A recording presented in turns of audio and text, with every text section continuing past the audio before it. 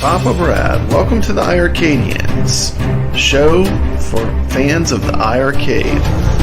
While you're here, don't forget to slam that like button. And why don't you subscribe to the channel? It doesn't cost anything to subscribe. Thank you. And on with the show. iiRcadians assemble.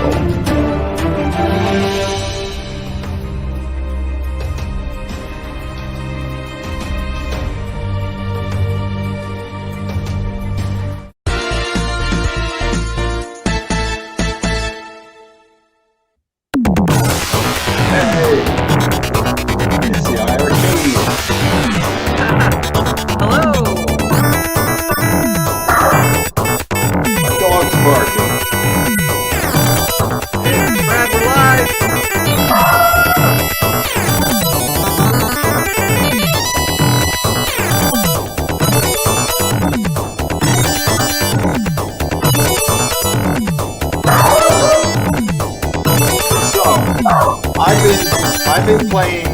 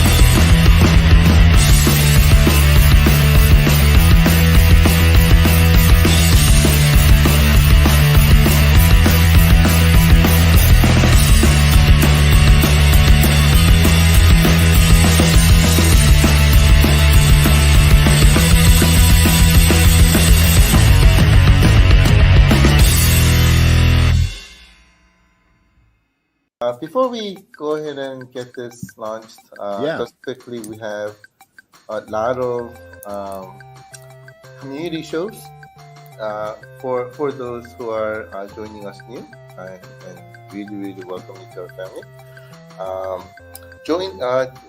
Join us in these community shows and participate. It's like tons more fun. And we have shows like iiRcadians happening on Thursdays bi-weekly. Fridays, 9:30 p.m. We have the Friday night arcade show where we're playing games together. On Tuesdays, we have iiRcade Zone. Right after this, I believe, right? Hosted by our awesome Zone guys. But if you participate in the community, the gaming becomes so much more fun. Especially there's like online gaming and leaderboards where we're trying to become number one, right? It becomes a lot more fun. So I would strongly recommend participating in the community. And if you have any questions, right? I mean, there's tons of information in Facebook page and things like that. So looking forward to seeing you there. And Gunther is inviting everyone online tonight. Yes, I'm looking forward to watching, Gunther. I watch every single one of your show. Papa Bread, I watch every single one of your show. and Brooklyn. I watch every single one of your show. And of course, Michael, I watch every single one of your show, even from Korea.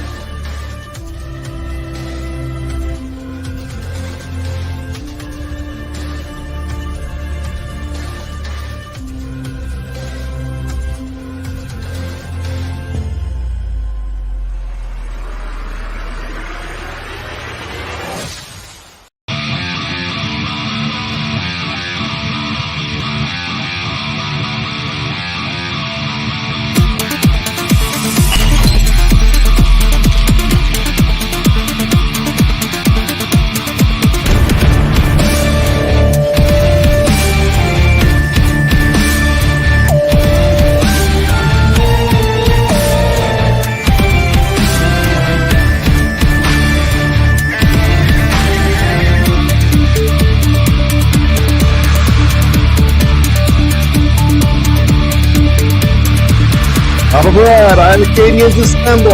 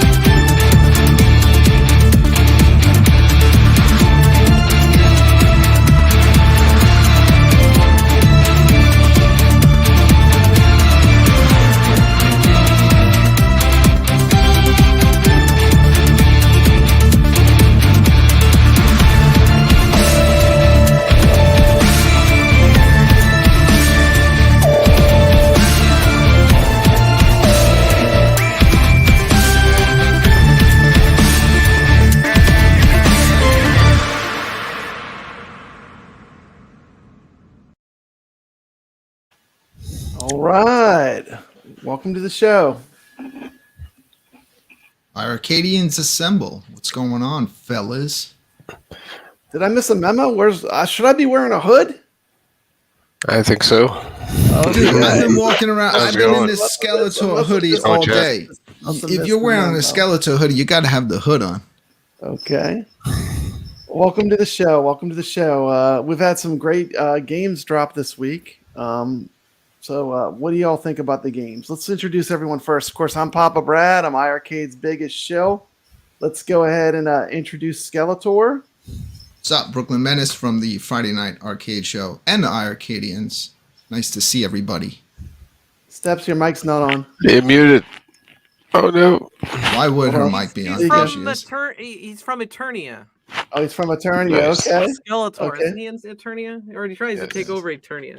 Steps. Anyway, what'd you say? I said, welcome to the show.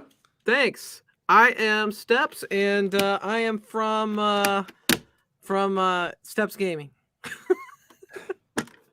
How's it going? I'm Nix. I'm Nick's Gaming Channel on YouTube and leaderboard chaser on the iiRcade.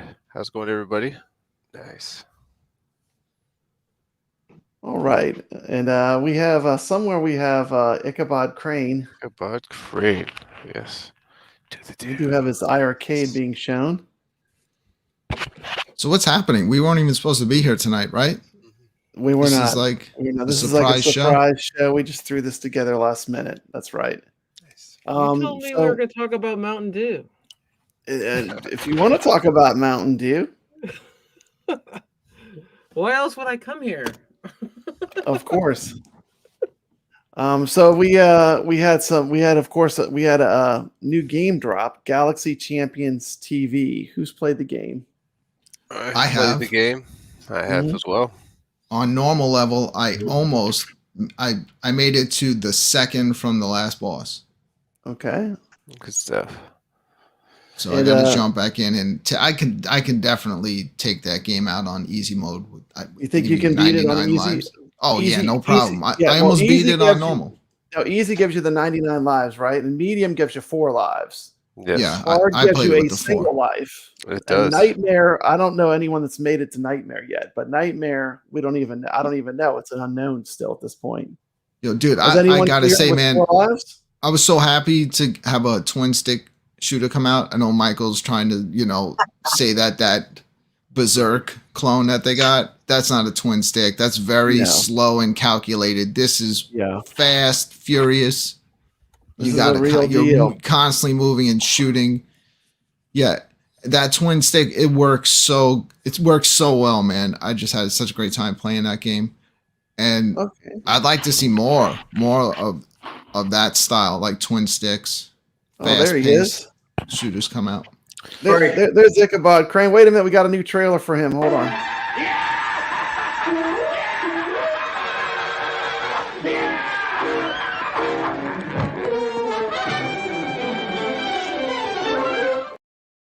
Anyway, well, welcome. Terrifying. Glad to That see looks you on like the me show. getting ready for work in the morning There you go. There you go. after an iiRcade stream. I have a 6-minute video on Galaxy Champions TV. Let's check that out real quick.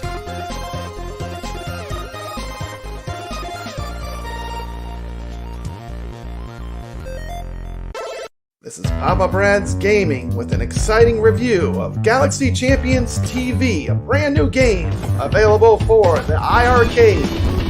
Galaxy Champions TV is a super intense top-down, closed arena shooter game inspired by one of my favorite games of all time, Smash TV.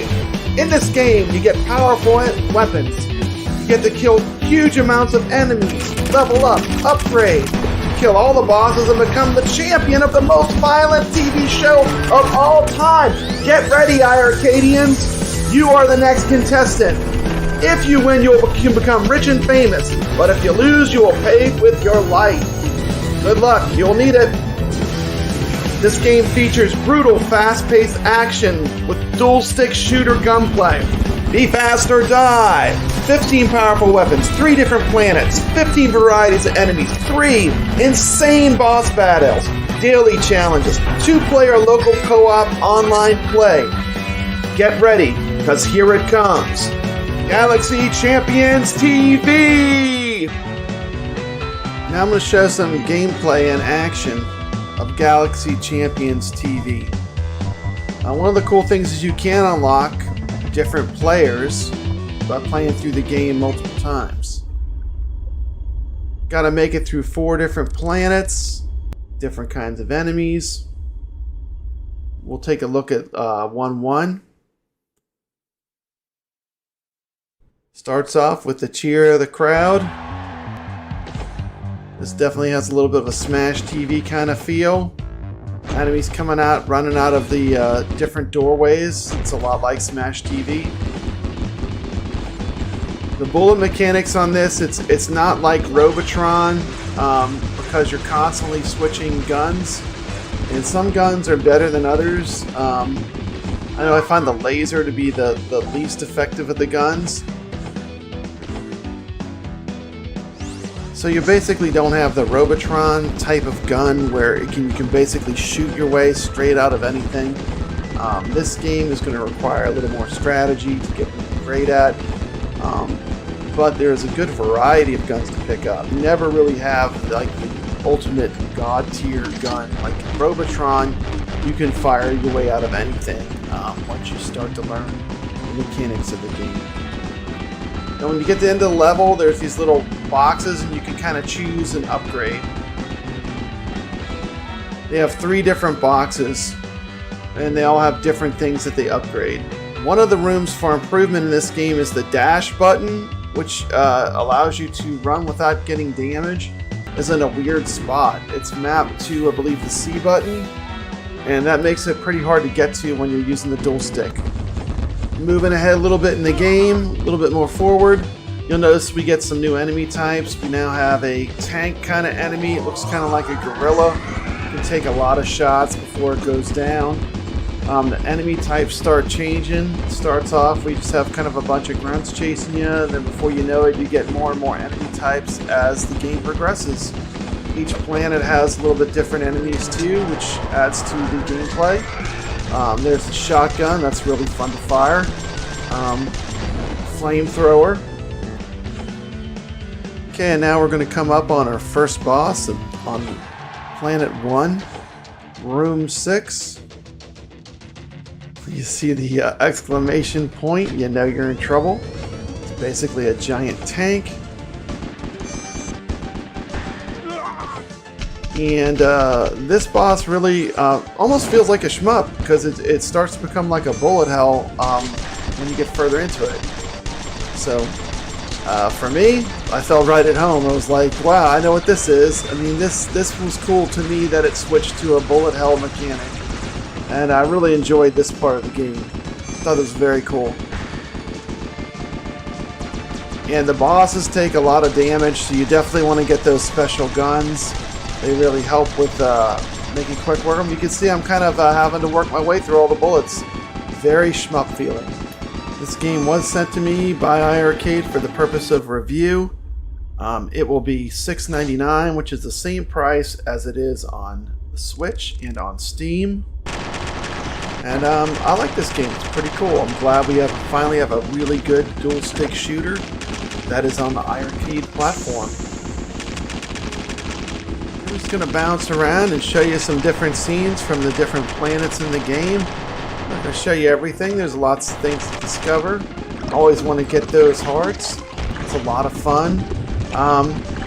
Yeah, it's pretty cool. I still like Saturn Deluxe more. This game carries more of the Smash TV kind of element with the doors opening up, with the enemies popping out at you from all angles. I do like the more Robotron type play mechanic more. So that's probably just my preference. Overall, strong game. Good job, iiRcade. I'm going to give this game a 9 out of 10.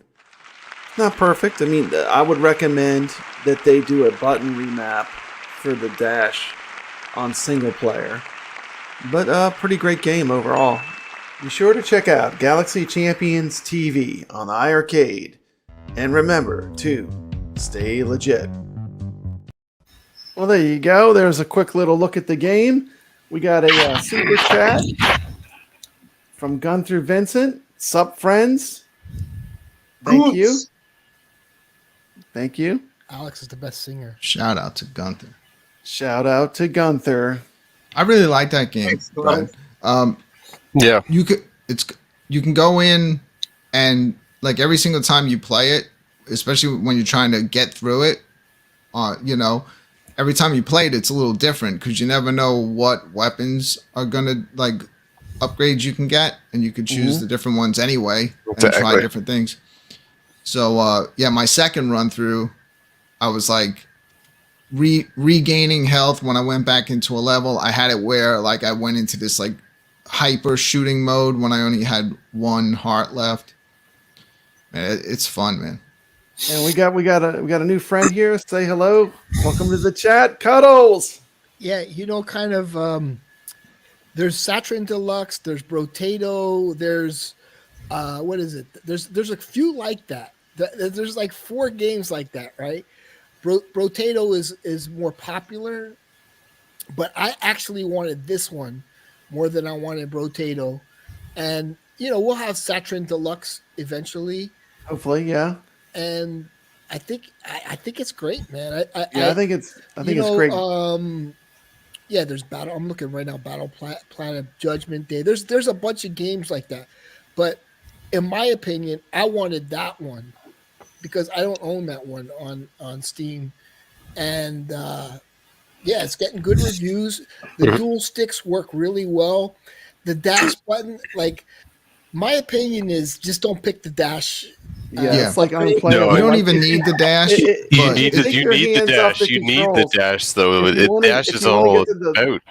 I think if Okay. you want to Dash get to in the the game. maximum Yeah. See, Nick's the better difficulty, play to me. you're gonna have to have it. But you can't. It's too frantic to have to take your hand off the stick and then figure out where Yeah. the dash button is. So the dash button needs to be on the player 2 side. Player Like, 2A button. Player yeah. 2A That's what I button. was thinking, That's too. the most ergonomic place Mhm. for it to be. Player 2A button, so you can hit it with your like pinky or ring. Yeah, finger you can hit it as like you're with your moving pinky around. while you're moving, while you're Mhm. shooting and stuff, because you need fast reactions. Can you? Yes. Here. Ideally, just let us map it for left or right, depending on if you're left-handed or right-handed. You could just have two options.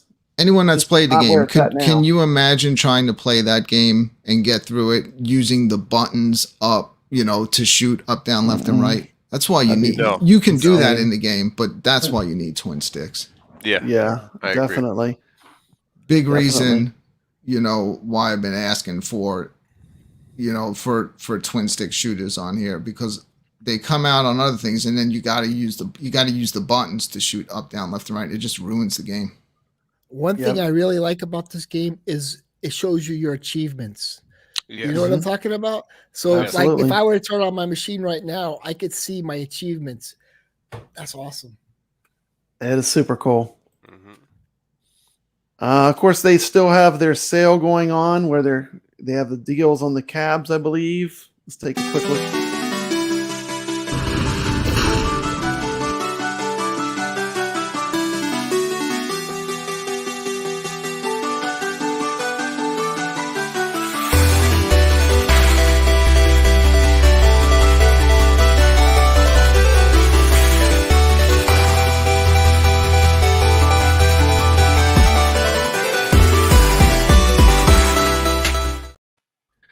And they have game sales right now too. It's still shooters. I believe it's the last week Mhm. that we're going to get. I think we have this week and next week, right, for the game sales. I But think this week- 50.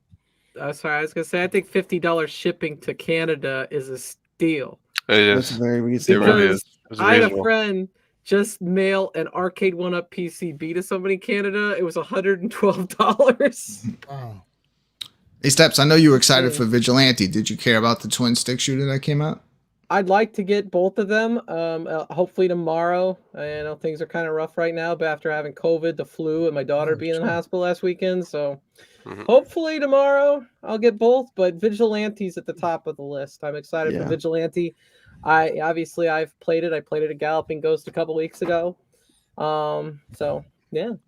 Yeah, let me just pop this up real quick for those of you that were still considering getting shooters. I know a lot of people have asked for this list. This was the list we came up with, the top 10 shooters. If you just want to take a shot of it, these are the shooters that we came up as our top 10. Of course, Vigilante was released. I played through that game. What do y'all think of that game? It's pretty fun. Have y'all played it? I know Steps has played it.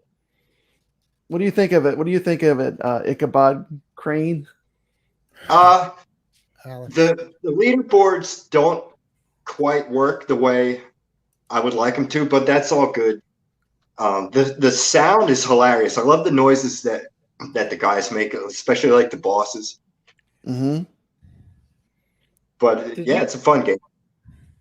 Ickabob, did you have the TurboGrafx version of Vigilante? No, I never played it. I didn't even realize that was an IREM game, but I knew I would like it just because I like Kung Fu Master so much. It's actually the sequel to Kung Fu Master. Yeah, but it doesn't have the same competitiveness that Kung Fu Master has. No, it's a lot easier. It's a lot easier. Hey, can I say something to Jeff real quick? Yeah. Jeff, pick up Super XYX. It's on sale right now on Steam. But it's a great shmup. Because I have about 25 shmups, and that's something we should go after. It's really a retro feel, but it's amazing graphics. Called Super XYX. It's on sale on Steam. Amazing shmup. Can you add Cuddles to the poll as big as Steam Shill? Biggest game show? Yeah. We'll get to the awards at the end. Yeah, we'll get to the awards. At least you can't say I'm a shill. But I tell you are, man. You're an indie Nothing wrong with developer being a still. shill. But this Galaxy Champions TV That was a win. plays so well Great. on the iiRcade. I was like surprised. I didn't think they could, because of the way, with the stick, it kind of like there's a little bump in there, but it's so little of a bump that you could, you know what I'm talking about? Yeah, it's fast. It runs real smooth too. I'm gonna show very quick. We're not gonna watch the whole video. I just want to watch a little bit of Vigilante. Let's make a prediction before you discuss it. Okay. Will this be a top 20 game by the end of the year? My prediction is yes. Oh yeah. Galaxy Champions will break into the top 20. I think it's actually, it will. It's another modern retro game that's good. It's going to get up there with Galacticon. It's going to be a top 20. I don't know. Galacticon's a little higher, but I was gonna say I think I'll really enjoy it because I did enjoy playing Robotron, and that was the first time I played it at Galloping Ghost a couple weeks ago. Mhm. Like I never played any twin sticks until Robotron. Steps, how old are you? How old are you? How old am I? I'm older than I look, but people think I'm 35. I should go with that, right? But I'm 35. There you go. No, I'm 42. Okay. Let's watch a little bit of Vigilante real quick, and then we'll move on.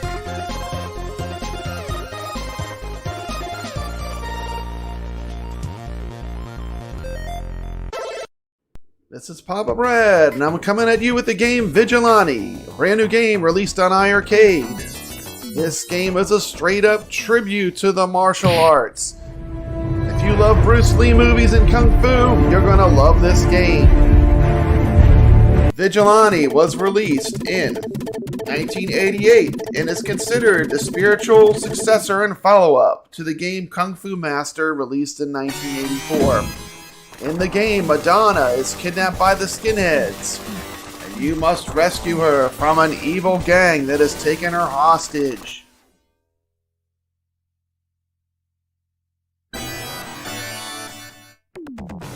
Okay, skinheads, let's get it on. Let's fight. The game takes place in downtown New York City. The game's plot involves a lone professional martial artist who becomes a vigilante. In this game, your job is to fight the evil skinheads, ruled by a man known as the Giant Devil. Can you rescue Madonna from the skinheads and the Giant Devil? That is what you'll find out as you play this game.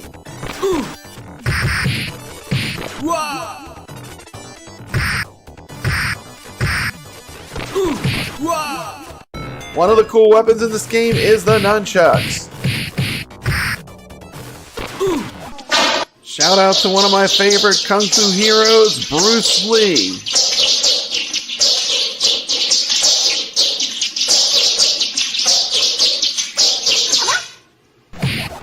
One of the bad things about the nunchucks is while they are powerful, in this game, if you get a single hit, you will lose your nunchucks.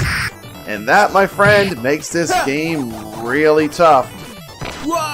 This game was designed to be a quarter muncher. And one of the things it has that in common with Kung Fu Master is the wiggle mechanic. Enemies love to grab you, you gotta break free, you gotta wiggle the joystick left and right. That is some interesting background there. You have two buttons to control in this game. You have a punch and a kick button. This is a 2D platform type game.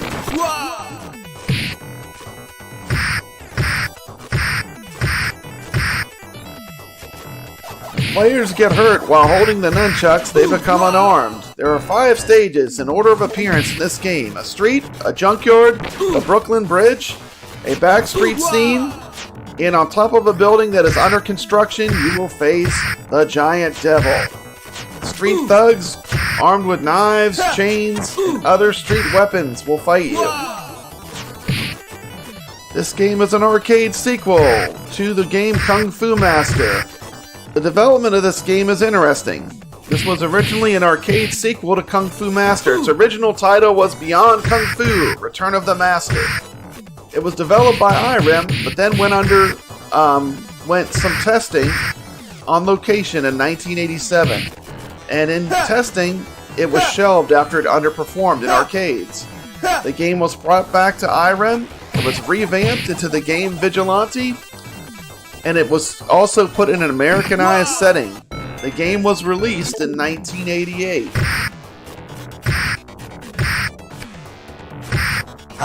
Here I am, coming on the first boss of the game. It's Hagrid from the Harry Potter movies.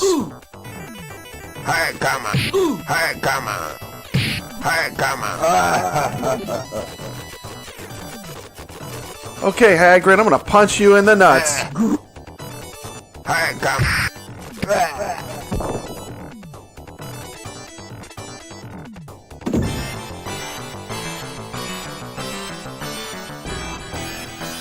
This game is just filled with late 80s charm.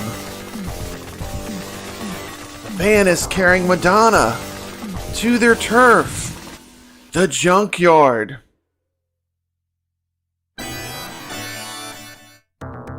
Here we're coming up on another boss. These bosses were cool. They're kind of acrobats. You saw them standing on top of each other. No problem for a kung fu master such as Papa Brad. This game is definitely a game where you're going to use a lot of quarters to get through it. It's pretty tough. And we're on to the next level. Madonna spends a lot of time in the back of the van in this game, up till the end. The van is heading for the bridge. Her time is running out. Shout out to Brooklyn Menace as we are on the Brooklyn Bridge in New York City. The beautiful Statue of Liberty in the background. What a wonderful scenic backdrop to do some more kung fu action. The enemies on the motorcycles are kind of fun. You have to kind of hit them off the motorcycle. The motorcycles do explode. Well, it continues on. You can watch it. It's on my channel if you want to watch the whole video. Find out that I reviewed it. Fun fact, I got engaged on the Brooklyn Bridge. Did you? Yeah, I did. Wow, that's awesome. Good. And then I threw her off. There you go. Oh shit! Did you save Madonna, Papa Brad? I did save Madonna, yeah. You can watch the rest of the video and you can check it out.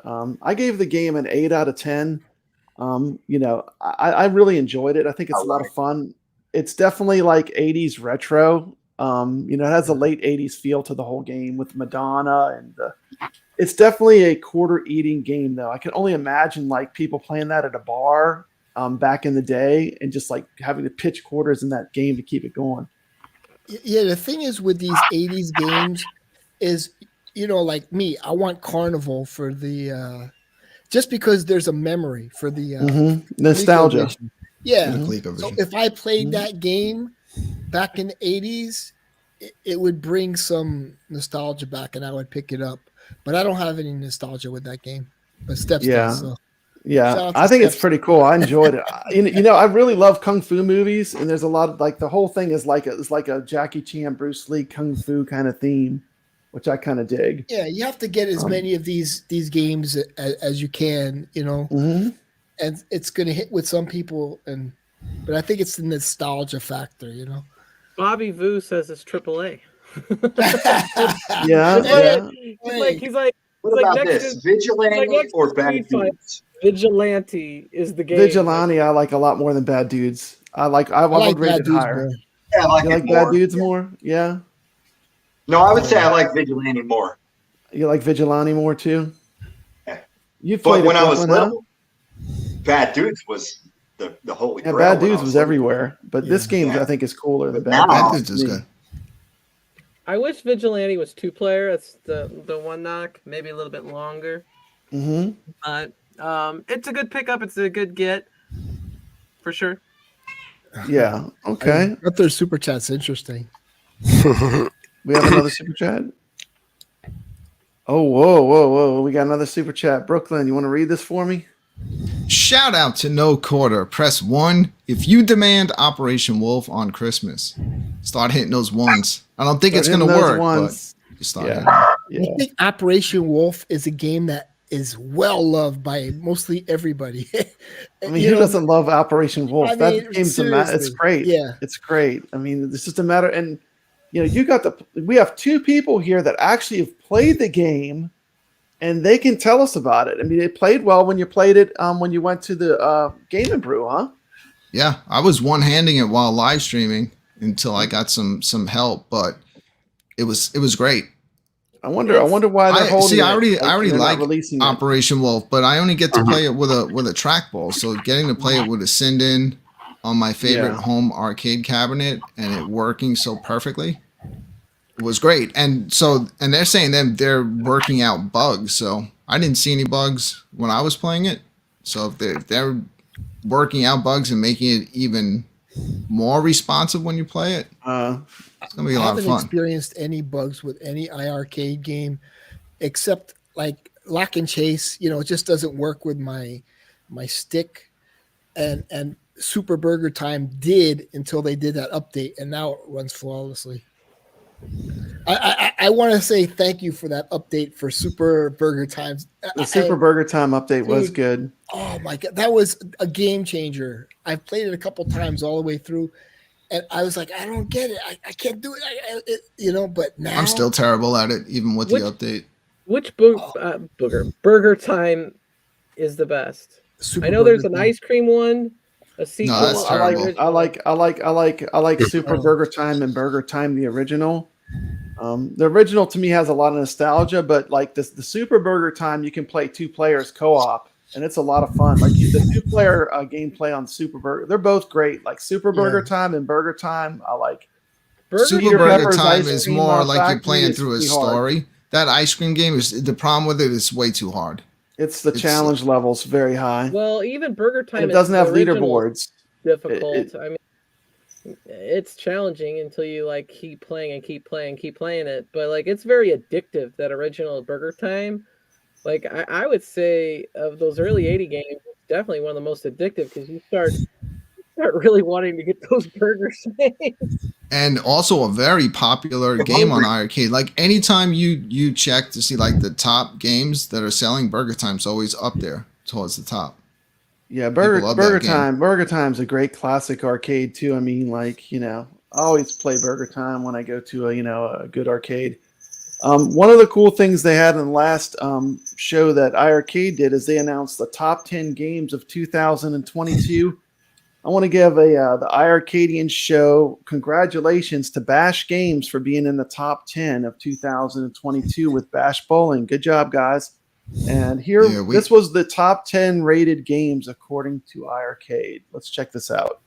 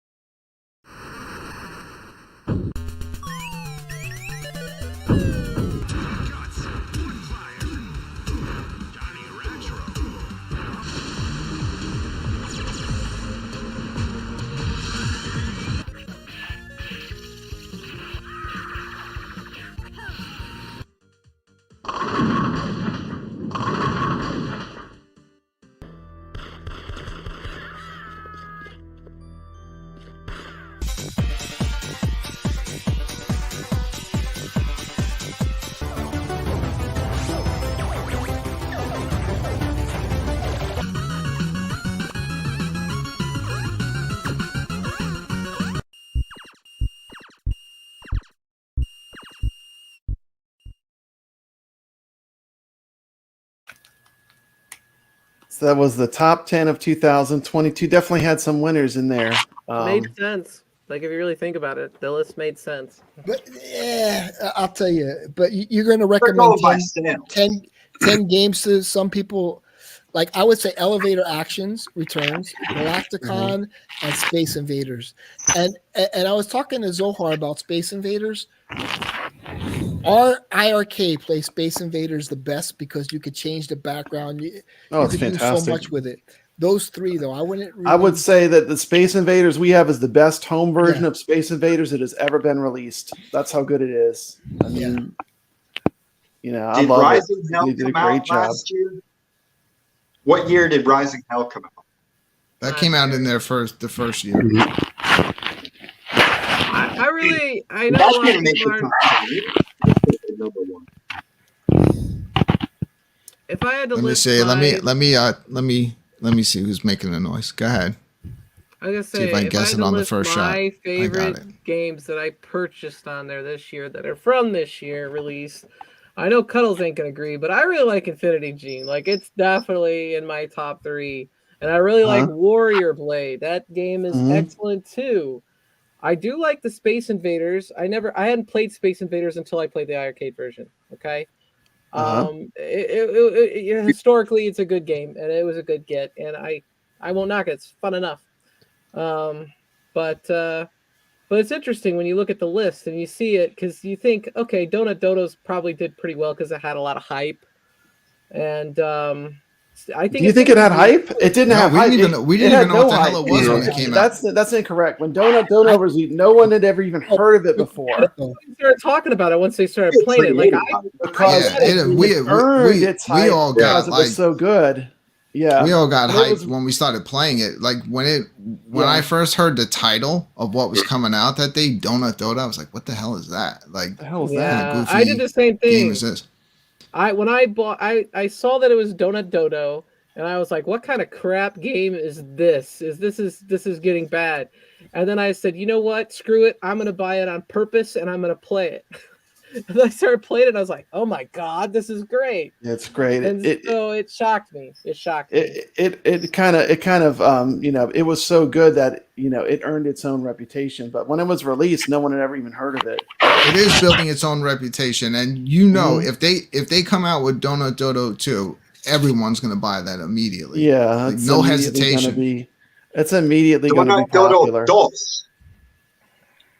And Space Invaders, whether it's everybody's favorite game or not, I think is an essential game for any arcade cabinet. It should always be there because so many people that so well done. Get an iiRcade are going to want that.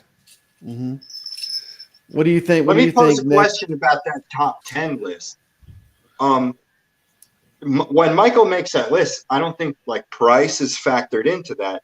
So it's just how many units did each game sell, I think. Right. Now, I don't know if he was judging those by units or he was judging them by time played. Like he might have been. Now that's why Space Invaders will get number 1 just on Nick's. Nick's was the only person that played it, and it would still take number 1 in playtime because he's on it for 7 hours a game. I think you said it was Tails. I'm sure they keep so many stats. They 100% keep tabs on which games are being played and how much time they're being played. But what about Lode Runner Legacy? That was definitely. It was great. I agree. It's not on there. It's a great game. You get a lot of game for that because besides the newer version, like immediately after the first few levels, you unlock the entire original kind of remastered. And then it's just a fun puzzle game. It is a great game. I know I really enjoyed that one. Now it's weird having that on the store because I don't see the need for buying the originals if you have that one. Yeah, agreed. I bought the originals, but I mean, I haven't played the originals. I always just play the Lode Runner Legacy still, even though I have the original games. But there's only so much Lode Runner you need. What about Blood Brothers, man? That was a good game. The I TAD love game. Fantastic. There were no TAD games in that list. I was surprised. Of what I played the most. That made good games. There's 2 games I probably played the most because I don't have enough time to play all the games I want. I buy a lot of these games planned, but the ones I probably played the most are Ninja Spirit and Blood Brothers.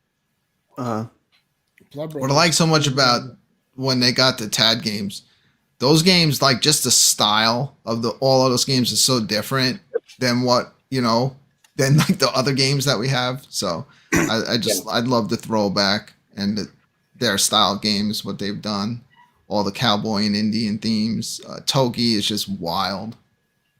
Yeah, I definitely want to put a lot of hours in. I've played through Heated Battle. It's definitely fetch. That was so fetch. That's a fetch game. I will never use that term. No, same here. What game? What about Space Invaders? What did you think of Space Invaders? Was that pretty rad? What do you think, Bill? It's pretty rad. The general feeling here is that it's pretty rad. And that brings us to, I'm going to bring up the poll that we did on our word list. Okay, so we had Fetch. Fetch did the worst. Fetch did the worst, so I'm sorry. Fetch, you're going to be goodbye. That is so fetch. Gretchen, stop trying to make fetch happen. It's not going to happen. Okay. Like to fetch both those girls. Yeah, and then we had Rad. We had Rad. Rad was recommended by Goofyfoot. Carlos, we'll go on a double date with him. Hell yeah. Yeah. Then we had Where my That game is fetch. Oh shit. But and then we had a really cool term. The girls over him. This gets a good mention too. We had this term for a good game. God damn, that's crispy bacon. That game is crispy bacon. I was like, what the hell is going on with all this bacon, this crispy bacon on Saturday when I was playing games? That's it, man. That game is crispy bacon. That was the term Alex came up with. What else do we Why have? don't we just use legit? I didn't even think of that. That's not a bad idea. Use I like it or I don't. Exactly. And wait a minute. I want to get the data. Okay. So, and then we talked about, bangers. Like we could, let's call the games bangers.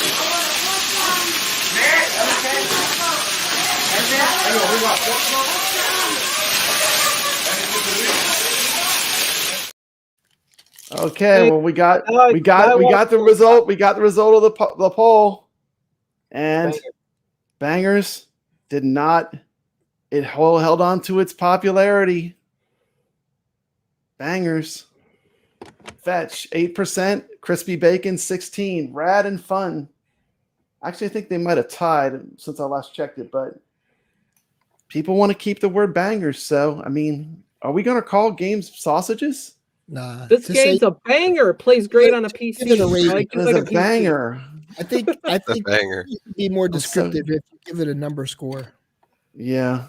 Is it a 5-star?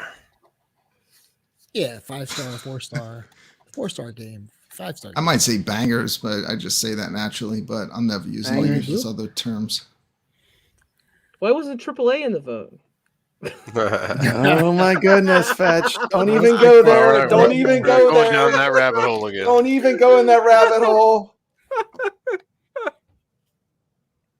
Yeah. But anyway, I did want to show the results of the poll. The results of the poll say that iiRcade fans like calling their favorite games. They like calling them bangers.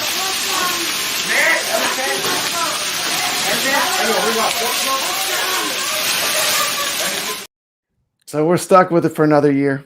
We're too old to be using the word bangers. No, bangers. We're too old to be dressed like this, Cuddles. Look at the two of us. Yeah. What the hell are we doing? 58, man. I'm in a fucking skeleton. I can't. Bangers isn't coming out of my mouth. No way. Bangers. I can't say it either. I'm sorry. I apologize. Even though it's what the community wants, and now officially, bangers is officially the most popular term for Dono is a banger. It is a banger. Banger. Or retro goodness or something like. Legit. Those were the numbers. So numbers don't lie. Hey, let's try this out. Dono is too legit. To quit. Yep.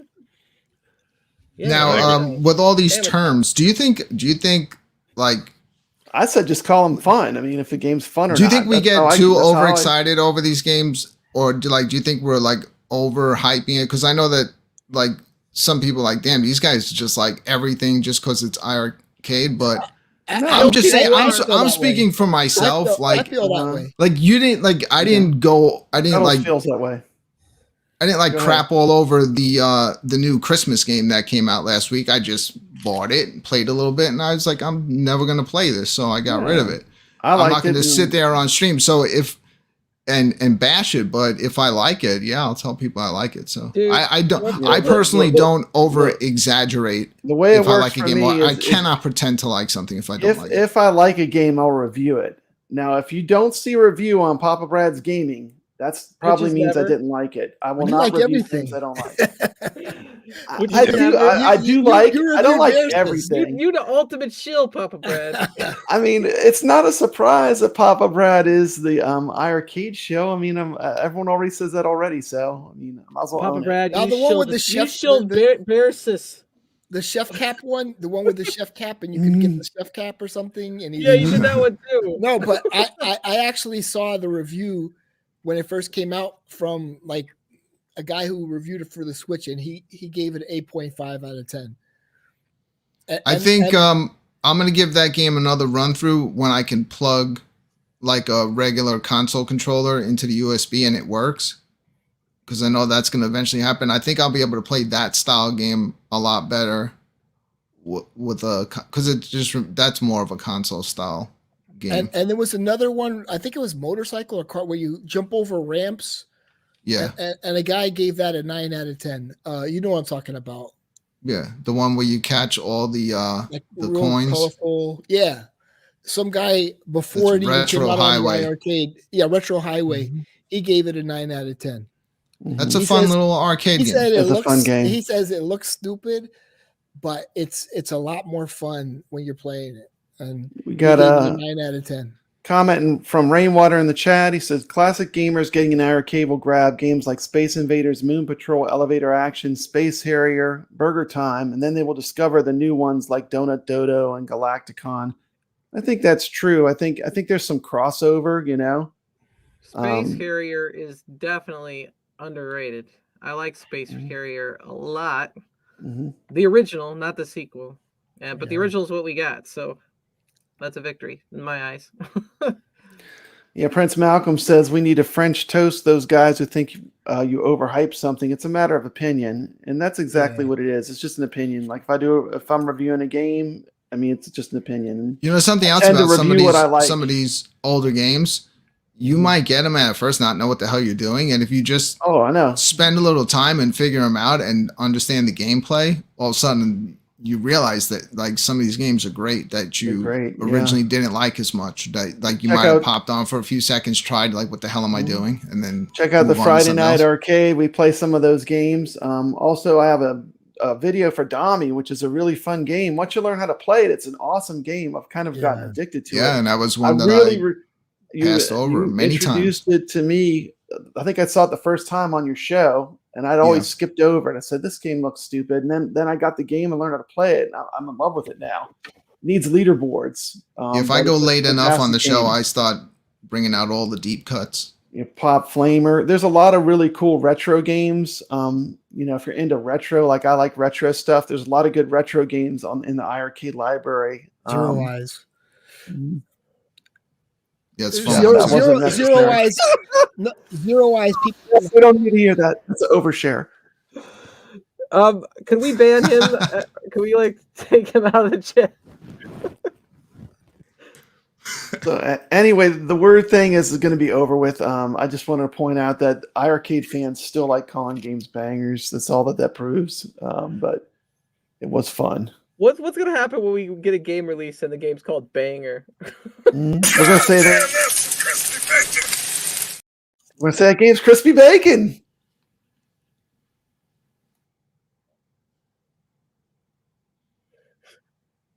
What happened? I don't know. I think everyone fell asleep. That game's fly. That's hilarious. Fly.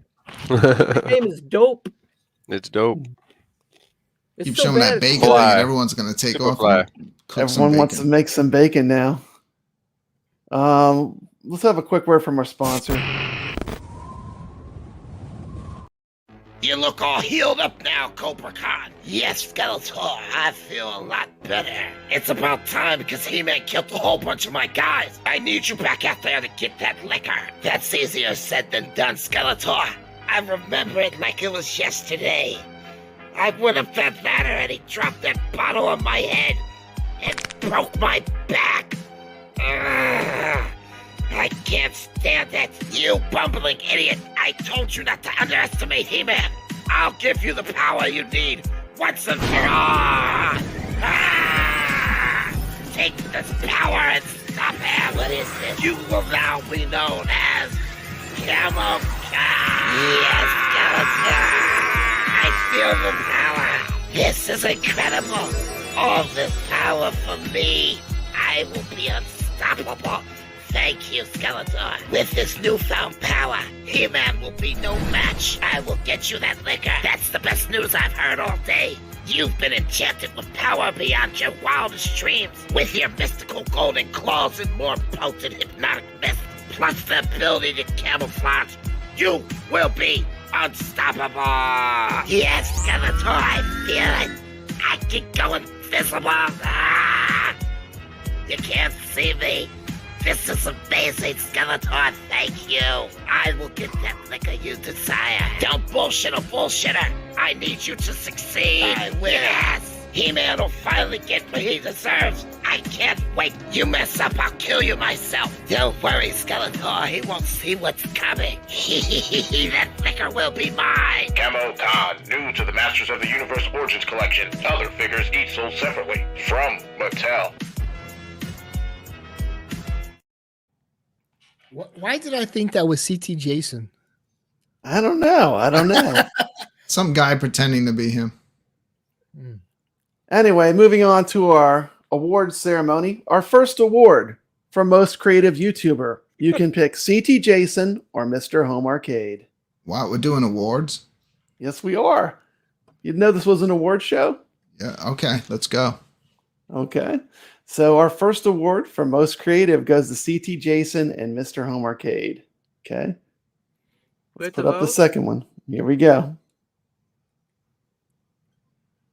The biggest shill of 2022. Your average gamer, Papa Brad, Console Kits, or Brooklyn Menace. Are we going to vote? Yeah, we can vote too. Let's talk about it. Yeah, let's talk about it. Let's go one by one. So you want to start off at the top? Let's go one by one. All right, who goes first? Okay, UAG. He gets very excited about these games, which I understand the nostalgia factor, but you're playing on a 17-inch screen, and it just doesn't cut it. Papa Brad, yeah. I would say he is a shill for the iiRcade. Console Kits, he's definitely a shill. And who was last? Brooklyn. Well, you got to vote for one. Brooklyn, no way, man. He's like me. Who is the ultimate shill? Who's ultimate? It'll be between Papa Brad and Console Kits. Wow. Well, you can pick one. The thing is, Console Kits gets a lot more views. Dude, it can't be any worse. She came on the show wearing that outfit. Just pick one. Yeah. I won't be offended. It's cool. Okay, here. Let me say it's not the freaking Emmys. I love you, Brad, but you do hype up some crap. Okay. We need more. Fair enough. Vote one for Papa Brad. Okay, can I vote next? We need more bangers. We don't need, we need more bangers. Okay. We do need more bangers. As the second most silliest guy dressed on the show, my vote is going to be for Papa Brad. And the reason why is the biggest shill, because he loves iiRcade so much that not only I think I'm going to sweep it. Is he on every single iiRcade show, but even it doesn't matter what show you watch. Like it can literally be a knitting show and Papa Brad will be in there talking about iiRcade. So it's true. It's true. Okay, Papa Brad wins. He loves the iiRcade. Okay. So first off, I'm gonna go through the list here. Brooklyn Menace a little bit because he's loyal, but other than that, loyalty. That's it. Console Kits. He's also loyal, but like sometimes he will say he does it in such a casual way you don't know he's knocking the product. The way he does it is so smooth. Yeah. That it works. But he's a sneaky shill. He has some honesty to him. He does have he has some honesty to him. And he's a really nice guy. I talked to him and he helps me out. So I like Console Kits. Let's see. Now we're down to Papa Brad's and UAG. So we know Papa Brad will shill anything Arcade 1-Up slings his way, no matter what it is, even Bearsis. He did show Bearsis. The kids love it. Oh yeah, dude, just you win. can I Yeah, say- he wins. Just Hold kick on, everyone hold else off on. the I list. didn't get to finish. I didn't get to finish. Everybody I loves it. still, Not I for gotta talk everybody. Somebody about. loves it. I gotta talk about my friend UAG. Okay, that guy, he's like signed a contract or something on Blitz, and he's like, no matter what, it had no online, nothing. He's like, Blitz is a banger, plays online like a PC, and that guy will shill so well, and he stays on point. And I even when he's wrong and he talks about, hey, this isn't right, like on stream, it's perfect.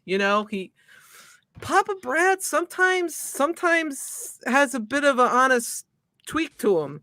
So honestly, like, it's really tough because I think in some ways Papa Brad is more than UAG, but ultimately I'm gonna go with UAG. UAG is the biggest shill.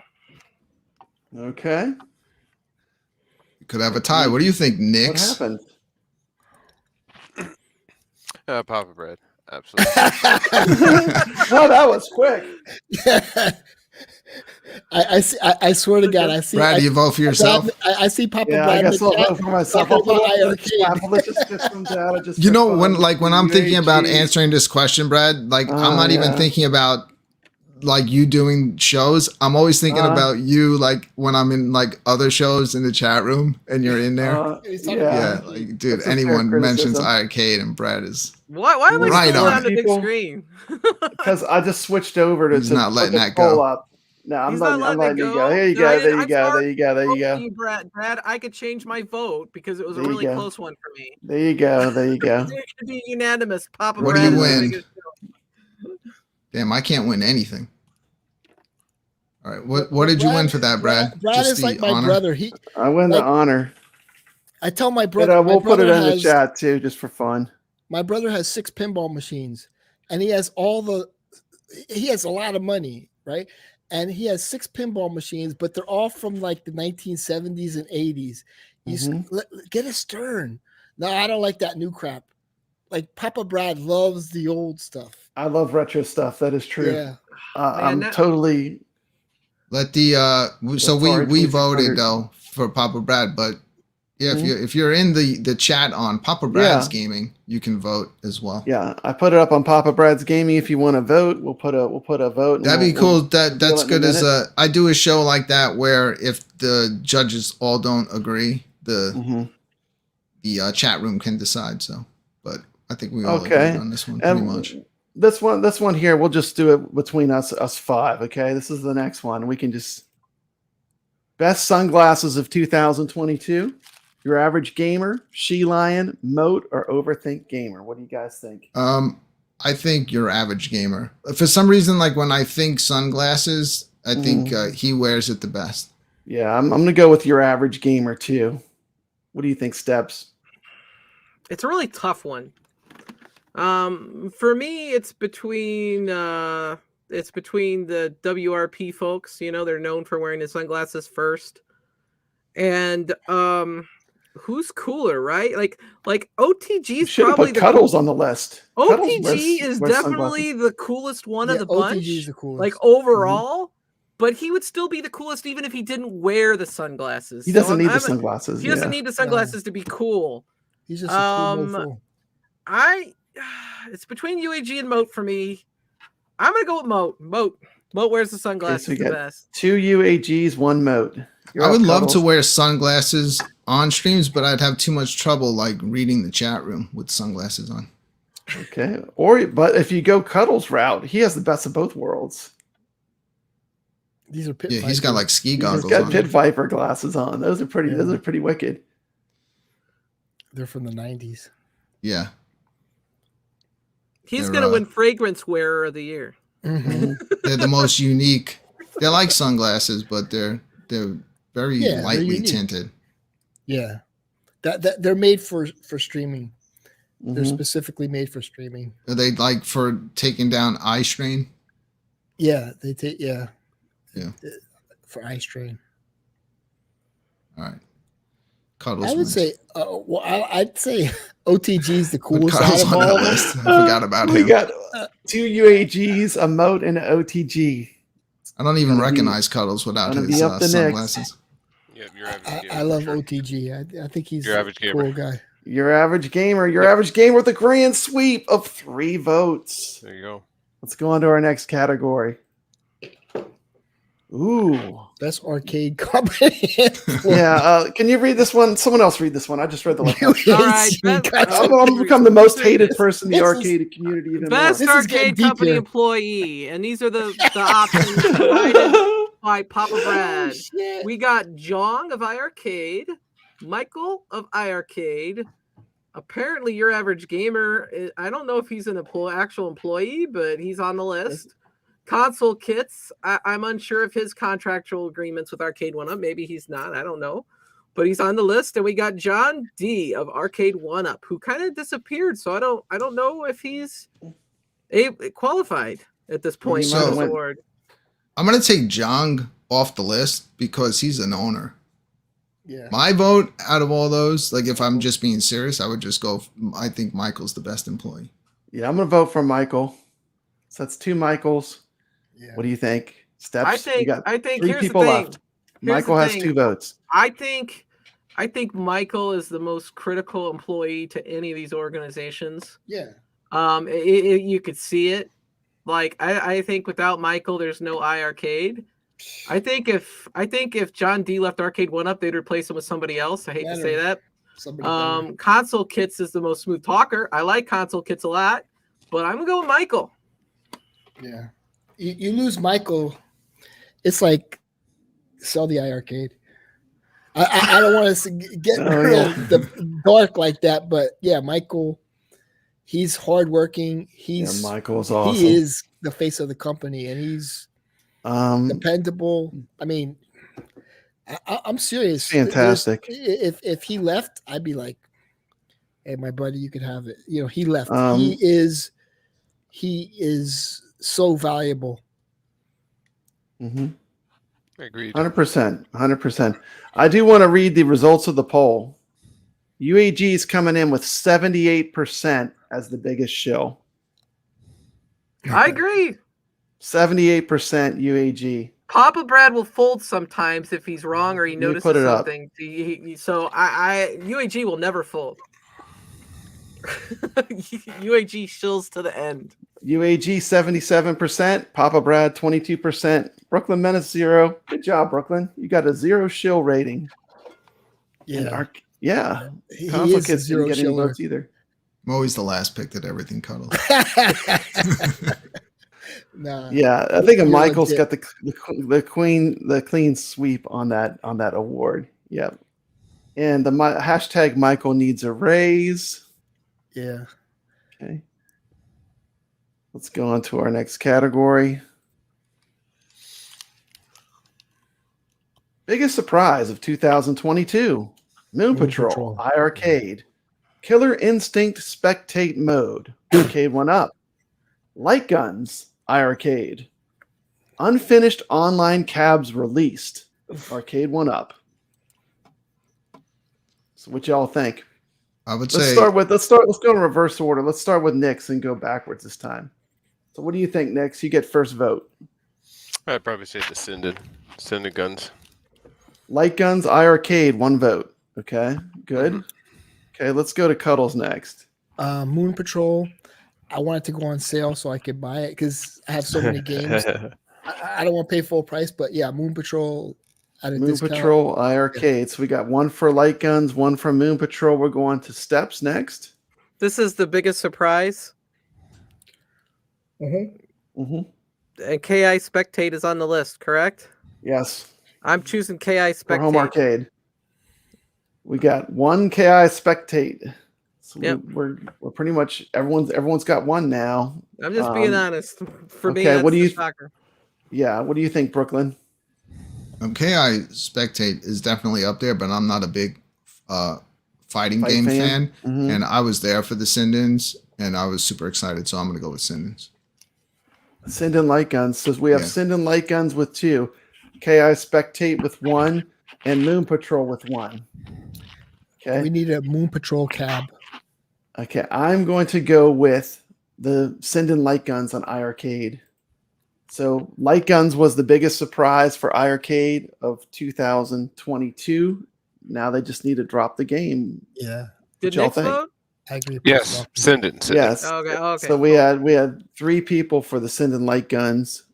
We had 1 KI. KI was close for me. I was thinking about maybe going with KI spectate mode. It was a close call on that one. Let's see. Our next category. You want to read this one, Brooklyn? Sure. Best new retro style game. We're going to put this in the chat too. I'm going to put up a poll. You have 4 choices. First choice, Donut Dodo. Second choice, Infinity Gene. Third choice, Galacticon. And then we have Longhead. Well, Papa Brad puts it in the chat room. The chat room is going to be able to vote on this one. Since we went in reverse order last time, and now it's coming back to me. Wow. I think I've said this before. I like Longhead. So I'm going to give it to Longhead. I haven't played a lot of Galacticon. And okay, hold on. Galacticon. I wouldn't even put Infinity Gene on this list. Yeah. Xbox 360 game. It was the what do you call it? It wasn't like it was like the side hustle Xbox 360 had. Let me know. This is a hard one, man. I love Longhead, but Donut Dodo is so freaking polished, man. That game is just is the poll up in the chat? Did the poll go up? Can someone just give me like a one? Yes, the poll is up. Is it up in the chat? Okay. Yes. Sorry about that. Okay, so now you can make your vote. This list what we just came up with quickly. Me and Jeff just brainstormed this list real quick as one of the categories. Is Shredder's Revenge on the list? Shredder's Revenge is not on the list. So Donut Dodo, Infinity Gene. Infinity Gene does take like the old Space Invaders and flips it on its head. So I think it deserves to be on the list. It's a very popular game for this year. Let me know when it's my turn. Okay. So who's voted so far? I'm sorry, I was typing. I voted for Longhead. Okay, so we have Brooklyn voted for Longhead. Good. But man, Donut Dodo is so close. Have you voted yet, Nix? I'm going to go with Galacticon. Galacticon. Love that game. Mm-hmm. I do. That's a great game. Fantastic. Let's go with Steps next. Okay. So I'm gonna go through the list for me personally. The first one was Donut Dodo. That's a great game. Okay. Infinity Gene is a great game. Mm-hmm. Galacticon, to me, I'm not into it. Longhead is okay. So for me, honestly, everybody's knocking it, but Infinity Gene wins for me. Infinity Gene, night and day. Okay, so far everyone's picked a different game, which just shows like how important variety is. What do you think, Cuddles? What's your favorite of this list? Galacticon. So now we have 2 Galacticons out of the list, and that brings it to me. You pick what you really think, no matter which of the 4 it is, even if it ties with something or it's tough. You gotta pick which one, if you could play right now, and would you play? Like seriously. For me, it's probably Galacticon because it took there you go. Galacticon's the winner. It took the 2 of the games that I love the most, which are Joust and Defender, and it kind of meshed them into one great game. So, I mean, if we're talking about a modern retro game, I think that was my favorite one that was released. But those are all great games. They're all good games. They're all good games. There's like games those I are, prefer over others, but I won't. I see why people like Galacticon. Yeah, it's fun. It's fun. That game could have been a real arcade game. I mean, for sure. I think that could have Donut Dodo and Longhead could have all easily. You could put them in the arcade, and if someone didn't know, they'll play any one of those games and think it's a actual older retro game. I keep mentioning Nebular Crush, and that's another one of those games that I'm telling you, it's going to be on the 2023 list for iiRcade. We'll take a look at it. If we could get it, it has 0 reviews on Steam. But it's $6. It's incredible. It's another one of those. I was the one who recommended Galacticon. Remember that? I know. The Galacticon's great. Nebular Crush would be a very welcome addition on the iiRcade. You notice I keep mentioning the same games, so eventually, like I don't want to Hopefully, fill yeah. 15 games with them, but Nebular Crush is the game we need to get in 2023. Okay, and now this is going to be a tough one. This is going to be a tough one. We have the last two categories, and they're bangers. These last two. All right, we're ready for two the are tough bangers. one. Are you Hit ready us for the with it, tough Papa ones? Brad. Okay, here we go. I'm going to reverse the order. Best released 2022 game by Arcade 1-Up. I know all of us have at least some Arcade 1-Up cabs. What was the best game that you purchased or you've played for 2022? Who wants to start? Well, does Cuddles even have one? He has a Tempest? Tempest. Should we start with Cuddles? Maybe we should save Cuddles for the last.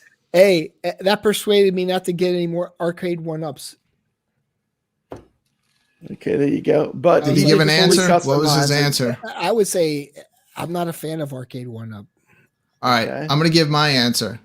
The cabinet that Steps got and that Shinku Hadouken Pro Gear. It's not even the title game of the freaking cabinet, but Pro Gear is the best game that Arcade 1-Up put out this year on any cabinet. Awesome. What do you think, Nix? You've got quite a few cabs behind you. Oh, right it now, could be one you bought in a previous year too. And we're just talking about like for Arcade 1-Up. What is your favorite game that you have in your collection? Favorite cabinet, I always have to say, would be the Tempest cabinet. I love the trackball and the spinner. And so all the now we games have are on it. two people that have the Tempest cab that are both have Arcade 1-Up. But in Cuddles' case, I'm not sure if we count it as a vote. But you said it's supposed to be for 2022, right? So if his favorite is Tempest, that's cool. So what's your favorite from 2022? I'm saying the cabinet that you have, Steps, because with all those badass beat 'em ups and Pro Gear on there and the shoot 'em ups, just the whole mixture, it's the best cabinet. I like the blue one better, like looks wise, but yeah, that's the best cabinet they put out this year. I got a discount on that one, so that's why I got that one. I saved money. So okay. What does Nix have from this year that he likes the best? Oh, from you got Ridge Racer. Did you get more? You got Blitz. What other games did you get from Arcade 1-Up? You got quite a few different from this year. Yeah, I would say the best one would have to be Blitz. It plays really good. I've been enjoying it, and love the joystick on there and how smooth it is. It's fantastic. And the pinball, I've been really enjoying the pinball. It's fantastic. Okay. Brooklyn Menace. Oh, you already said I voted for the cabinet that Steps has. Like that's my favorite game that they put out. But if so, then you guys were talking cabinets. So I'm saying that the cabinet that Steps has, the one that with all the. I really wanted to vote Marvel vs. Capcom 2 for myself, but unfortunately, it's not finished yet. So I'm not going to vote for it for this year. Maybe if they complete it next year. The best cabinet I bought this year from Arcade 1-Up was Killer Instinct. By far as for the price and what I got. So what a lot of people say. Killer Instinct is the best buy that I got from Arcade 1-Up. You know and you did not buy the Pro line. Let's make that clear. I did not buy the Pro line. I bought the standard Killer Instinct. It's a really nice package. I played through Battletoads with Steps. I loved it. It's a lot of fun. So out of my purchases from Arcade 1-Up, that's my favorite cab I got. Yeah, that Battletoads looked like a ton of fun. That you guys play together. Too. It's like it takes a lot. I think we played for almost an hour to clear it. It's a long beat 'em up. Now we're gonna switch to. Well, I didn't get the vote. Let me say real quick. Now, spectate mode is when you turn on the machine and you see the actual game and you hear that it sounds like an arcade, right? Is that it shows people playing. Just like that's like when I purchased this, I thought, okay, I'm gonna turn it on. It's going to play Tempest. I'm going to hear Tempest in the background. And then when that didn't happen, and that was a huge disappointment. And then the buttons, I was like, what a piece of crap. But see, now what I like about the iiRcade is we have a spectate mode. Am I correct on that? Because I'll put out a game and I'll see it and No, you can't watch other people playing if they were playing at the same time. Oh, is that what spectate? Okay. Yeah. Well, it's a little different. We have like we have not maybe not spectate mode. What's it called then? Like when you turn it on. Yeah, where the game's track kind of mode. track It's not mode, the track track mode. mode, and Yeah, the it track doesn't have a mode. track Yeah, mode, the man. track And mode. that's a big Yeah, some of the Tempest older, doesn't have the the track arcade mode. one-ups, the earlier generations, they didn't do that yet. Yeah. On the 12-in-1, if you just let it sit there and turn it on, it'll just, after a while, it'll just go to asteroids and turn on the game. Yeah, some of them Yeah. just automatically go into one of the games so that there's something on the screen. But the newer cabinets, they know people love that stuff, so they're adding it to all their newer cabinets. Yeah. So could I vote? Yeah. Yeah, go ahead, Awesome. Steph. Awesome. Yeah, I mean, So- obviously, yeah. so- I mean, So we decided to add this in. I mean, for sure. So honestly, right now I have that Yoga Flame behind me, which that PCB. If you want a solid collection of games, is definitely the best because you get the shooters, the beat 'em ups, the fighting games. You know, it's a great collection. But right now, what I have in it is a Killer Instinct PCB. Spectate mode changed the game and changed my interest in it. So it's a tough call. It's between those two, and that's where we're at right now. I can't say MVC2 when it doesn't have online and it has issues. It was supposed to be, you know, but I'm gonna give it to the Killer Instinct because last year I probably would have voted for Big Blue, and I did a video saying that Yoga Flame was the Cabinet of the Year for me. But the problem was like I didn't know what was going on with Killer Instinct for sure at that time. So I'm gonna give it to the original Killer Instinct, not the Pro line that has a bunch of issues. But Yeah, I am too. I think for me, that's the best cab that I got. Killer Instinct Arcade 1-Up. So that's 2 for Killer Instinct, which makes it the winner. Yeah. Let's go to the next category. MVC2 had the Punisher, they would have knocked it way higher up for me, but I know they had issues putting it on Yeah, there. that would have been awesome. It should have been on there for sure. It should have been on there. Should have been on there. Now for our last category, we saved the best for last. The best game released in 2022 by iiRcade. So this has to be a game that came out this year. So if you need a minute to think, I mean, I already know which one I'm picking. The game that just came out, Galacticon and Moon Patrol. Well, and also Space Invaders was great because you could get a Space Invaders cab, and Lode Runner Legacy. It was, you know, its own little thing. But I'd say this game that just came out, Galacticon, Elevator Action Returns. But if I were to pick one, it'd be, because I like the retro modern indie, it would either be Galacticon or this one that just came out. Okay, how about for you, Nix? All right, it's Cabal. I was Cabal. I was so surprised to see that game come on this system, and Okay. I love it. Lots of Awesome nostalgia. from the TAD. What are some runner-ups for you? I know that you're picking that. What would be, because Cuddles gave us some good runners up. What would be runners up? Oh, definitely Space Invaders. Been really enjoying that, and Galacticon was that came out of left field. Really enjoyed it. Didn't expect to have so much fun playing that game, and got hooked right away. So definitely that one was a surprise for me, and just pretty much all the games from the TAD Corporation. Really, Yeah, those were good. like The whole collection. it's fantastic. Okay. How about you, Steps? let's see, Game of the Year iiRcade. I was the most hyped probably about Ninja Spirit.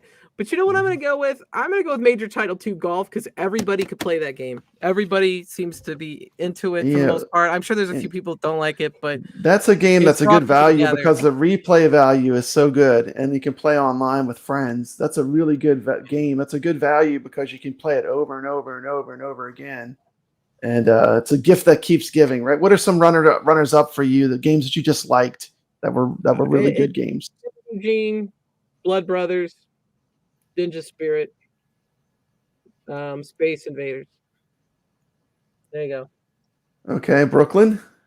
I might have to give it to Elevator Action Returns, but I'm also going to throw the golf game in there as a very close second because it just changed the whole cabinet having a game like that on it. So much fun to just sit down and play against people in it. If it just came out and you just played against the computer, still a good game, but it wouldn't be as much fun as playing against all of you. Okay. And runners up for me, obviously Warrior Blade. I love what they did with that game. That's so good. I loved Blood Brothers, Cabal. Really like Heated Barrel too. It's a lot of fun to just pop on R-Type Leo. And there's so many more, but you know, when you're trying it's to hard think to on pick the fly, one. it's hard to think. I mean, for me, it's a pretty tough choice. I mean, I think I'm going to go with my number one pick for 2022, Galacticon, by far is my favorite game on iiRcade. And then probably after that, believe it or not, I would probably pick my second favorite of what they released in 2022 is probably Moon Patrol. And I love the way they released it. Like they didn't really hype it up. It's just like, boom, we got Moon Patrol. Here it is. And that's a game that I just keep playing over and over again. And Donut Dodo and pretty much the retro titles that came out. Donut Dodo was great. Longhead was great. In Cities brought out a lot of good games this year. So, but I think there's a ton of good stuff to play. And I think we had a pretty good year. Donut Dodo, Galacticon, games like that are worthy of buying a cabinet if it was your only way to play it. If someone just brought that out and you had to buy a 3/4 scale cabinet at your home to play it, it's worth getting it to have those games. They're that much fun to play in an arcade type setting. I saw that Rainwater just said that the poll results are contrary to what the panel picked. That's fine because we're each individual people that have our own opinion, just like the people that had their chance to vote. Yep. So if you ask me what I thought the chat was going to vote for, I would have agreed that Donut Dodo was probably what they're going to vote for. Oh, boy. Let's go. Wait a minute. What's up, everybody? How's it going? Hey, going good, well, man. Mr. Home Arcade. What's happening? Congratulations on your award, buddy. What did I win? What'd you get? You're the most creative YouTuber. You goddamn right I am. That's what I like to hear. Thank you, sir. I appreciate it. Well earned. All right. What y'all doing for the holidays? Y'all staying home playing games and shit. I'm going to be playing with my Masters of the Universe collection. Oh, you got something? What you got? I got all original. I got almost a complete collection, honestly, but it's up in the attic, and I haven't seen it in like 30 plus years. But it's there. I think you got like $1,000 some up there just sitting in the attic. You need to bring that down. I have a Scare Glow. I have all sorts of rare pieces, to be honest. They're all getting ruined out there. I have my Masters of the Universe stuff sprinkled all over my arcade. And look, rocking the Skeletor hoodie. Yep. Represent. Well, folks, I heard y'all was talking about what was the last thing y'all was talking about with what your favorite game was this year? Yeah. What's your favorite iiRcade game, Mr. Home Arcade? I mean, for right now, a game that I enjoy that I will pick up again, the Rastin 3. That shit was fun. Rastin 3. Warrior Blade. Warrior Blade, Rastin 3, whatever you want to call it. You know what I'm talking about. Yep. Aren't you a fan of Trigger Dungeon? Yeah, that game triggered me a lot. It's a very frustrating game. Yes, that game was okay. But hey, folks, I just want to stop it real quick. It's that holiday episode. I want to wish y'all a Merry Christmas, my fellow iiRcadians. Thank you, Mr. Congratulations on both your channels winning most creative, and also that was a great pick. Warrior Blade Rastan 3 is a great game and was an amazing addition, and they also did that game right by putting it out in its proper perspective. Yes, you are a real American. He is. I appreciate that. Thank you for your contributions to the show. We really appreciate it. Can we play one more clip from you? Yeah, I just posted one maybe like 10 minutes ago. Okay, I wish you could play that. Maybe next show. Let's play this one. This one's really fun. Let's check it out. Hey, Zitsu, come here. There's no better time than now. to break in his house and take that liquor. Don't let me down. He-Man won't stand a chance. Yeah, if I had a nickel every time somebody said that, I'd be rich. My golden bionic hand is unmatched. Take my sword, Skeletor, I don't need it. Sure, I'll take it, but it's your funeral. Go in there and get it done. I can't wait. I'm starting to have a bad feeling about this. So this is Castle Grayskull.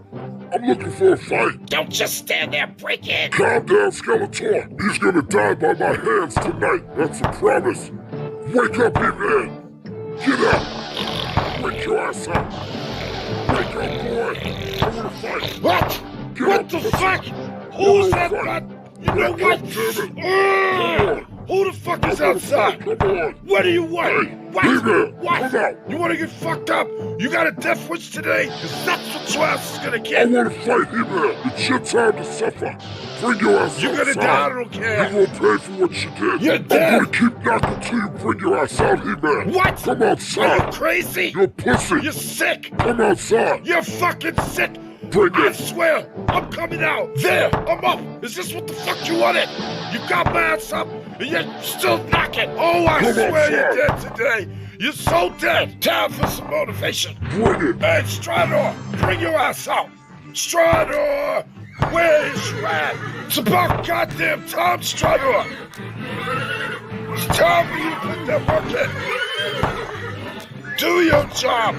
Go over there. Go handle that bitch in front of my door. Hurry up and get it done. Nothing's gonna come in between me fucking you up, He-Man. Watch this. I'm not worried about no damn horse. Come on and bring it. Jitsu, Skeletor, Strider, and He-Man figures each sold separately. I want you to power up and take his head clean the fuck off. Your ass good night, Skeletor, bitch. Wait, what? He actually did it. I can't believe you did it, He-Man. You're sicko. You didn't have to kill him, He-Man. God damn it. Good job, Strador. I'm proud of your ass. You earned your keep. That right there made it worth it waking up. You see that bitch over there, Strador? I want you to go over there and take his ass out too. Right through the head. Oh, hey, hold on. I was only messing, He-Man. Yeah, it's too early in the morning for this shit. I'll catch you later. I'm out of here. Bet that's the last time somebody fucks me when I'm sleeping. Strider and Jitsu, new from the Masters of the Universe collection, each sold separately. Other action figures also sold separately. From Mattel. Huge iiRcadians thank you to Mr. Home Arcade. Dude, that channel's gonna take off, man. Yeah, it's fantastic. trying, man. The creativity and imagination. That channel is going to take off. I wouldn't He be needs to get surprised an award. if he has 30, 40,000 subs in a year. Maybe more. That's great stuff. I appreciate it. Really, really good. Fetch. The fuck is Fetch? That's what I'm saying. Girls from the 80s said it, so it's kind of Oh, sticking. okay. I thought that was something insulting or something. Saying my shit is Fetch. I mean, I don't know. I'm just kidding. I'm yeah, just it's all kidding. good. It's all All right, good. brother. You guys have a good day. I'll see y'all later. All right, have a good one. Have a good one. There he Okay, goes. and that pretty much Back wraps to up what I had. those videos. You know, that a lot of work goes into doing that type Oh of stuff. man, so much work. So much work. Not to mention the scripting and making the story and coming from your imagination with a story like that. It's fantastic. So what's everyone got going on? I know everyone's excited. We're coming towards Christmas. Everyone have a good holiday. Yeah. I'm just getting ready with the kids. They're off school today, so we're all going to enjoy the holidays, get ready, prepared for Christmas, get the gifts wrapped and everything. Maybe do some Christmas cookie baking, all that stuff. Same thing here. Looks like we're gonna be snowed or iced in tomorrow. So Yeah, it's just a it's gonna be bad here too. Getting hit with some Negative bad weather. 35 I've negative already got my 35 supplies degrees. already. I'm all set. it'll be good to be home, you know, hang out with the family, and also play some arcade games. Do the stuff you enjoy. Maybe even do a absolutely. Friday night arcade show tomorrow night. Perfect Who knows? day It could to just be clean me the by house. myself.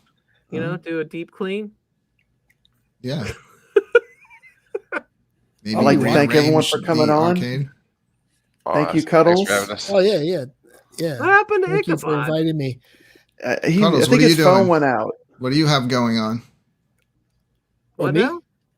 What do you have going on? Oh, they're having a big Steam sale. I didn't want to mention that. This guy's a shit.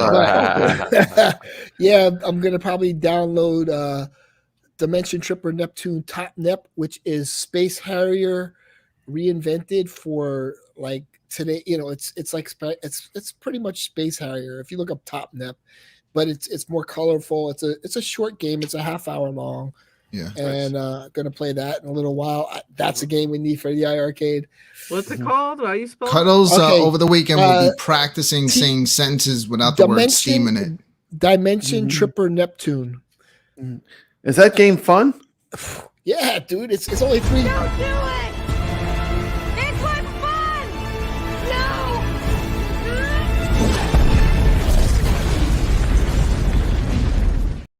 What a troll! Sorry. I couldn't help it. It's $3.50 right now.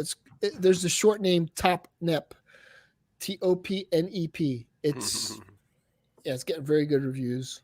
$3.50, can't go wrong. Controller friendly. Don't we have enough games already? Like we got to literally catch up on what we have. I love just downloading more games. Just want more and more and more. Yeah, even if you play it for an hour or so, it's good. It's a good experience. Dude, if I never bought another game again, I think I'll be good into my 90s. I got a lot of games to play through. I'm set. I still have freaking Wii games that aren't opened. Oh, and I'm not even lying. It's the old Wii games. Yeah, I have all kinds of stuff, but it's fun, you know. Arcade stuff for me is the greatest because I just love, it's just so easy. Pop it on, quick plays, you know. That's where it's at. Hey, what's up, Carl? Glad to see you here. What's up, Carl? Does it work on a Steam Deck? Don't know. Does anyone have a Steam Deck? The Top Nep? I had one pre-ordered and I just canceled it. I was like, I'm not going to play it. I know it's great. Steam Deck, Top Nep is verified Steam Deck. We don't know when it's dropping. Compatibility, and it's $3.50. As amazing as it is, sometimes you just have to know when you have too much. Supposedly, I won a Steam Deck, but I didn't make 100 comments on 100 different videos, and so I just didn't win. Oh.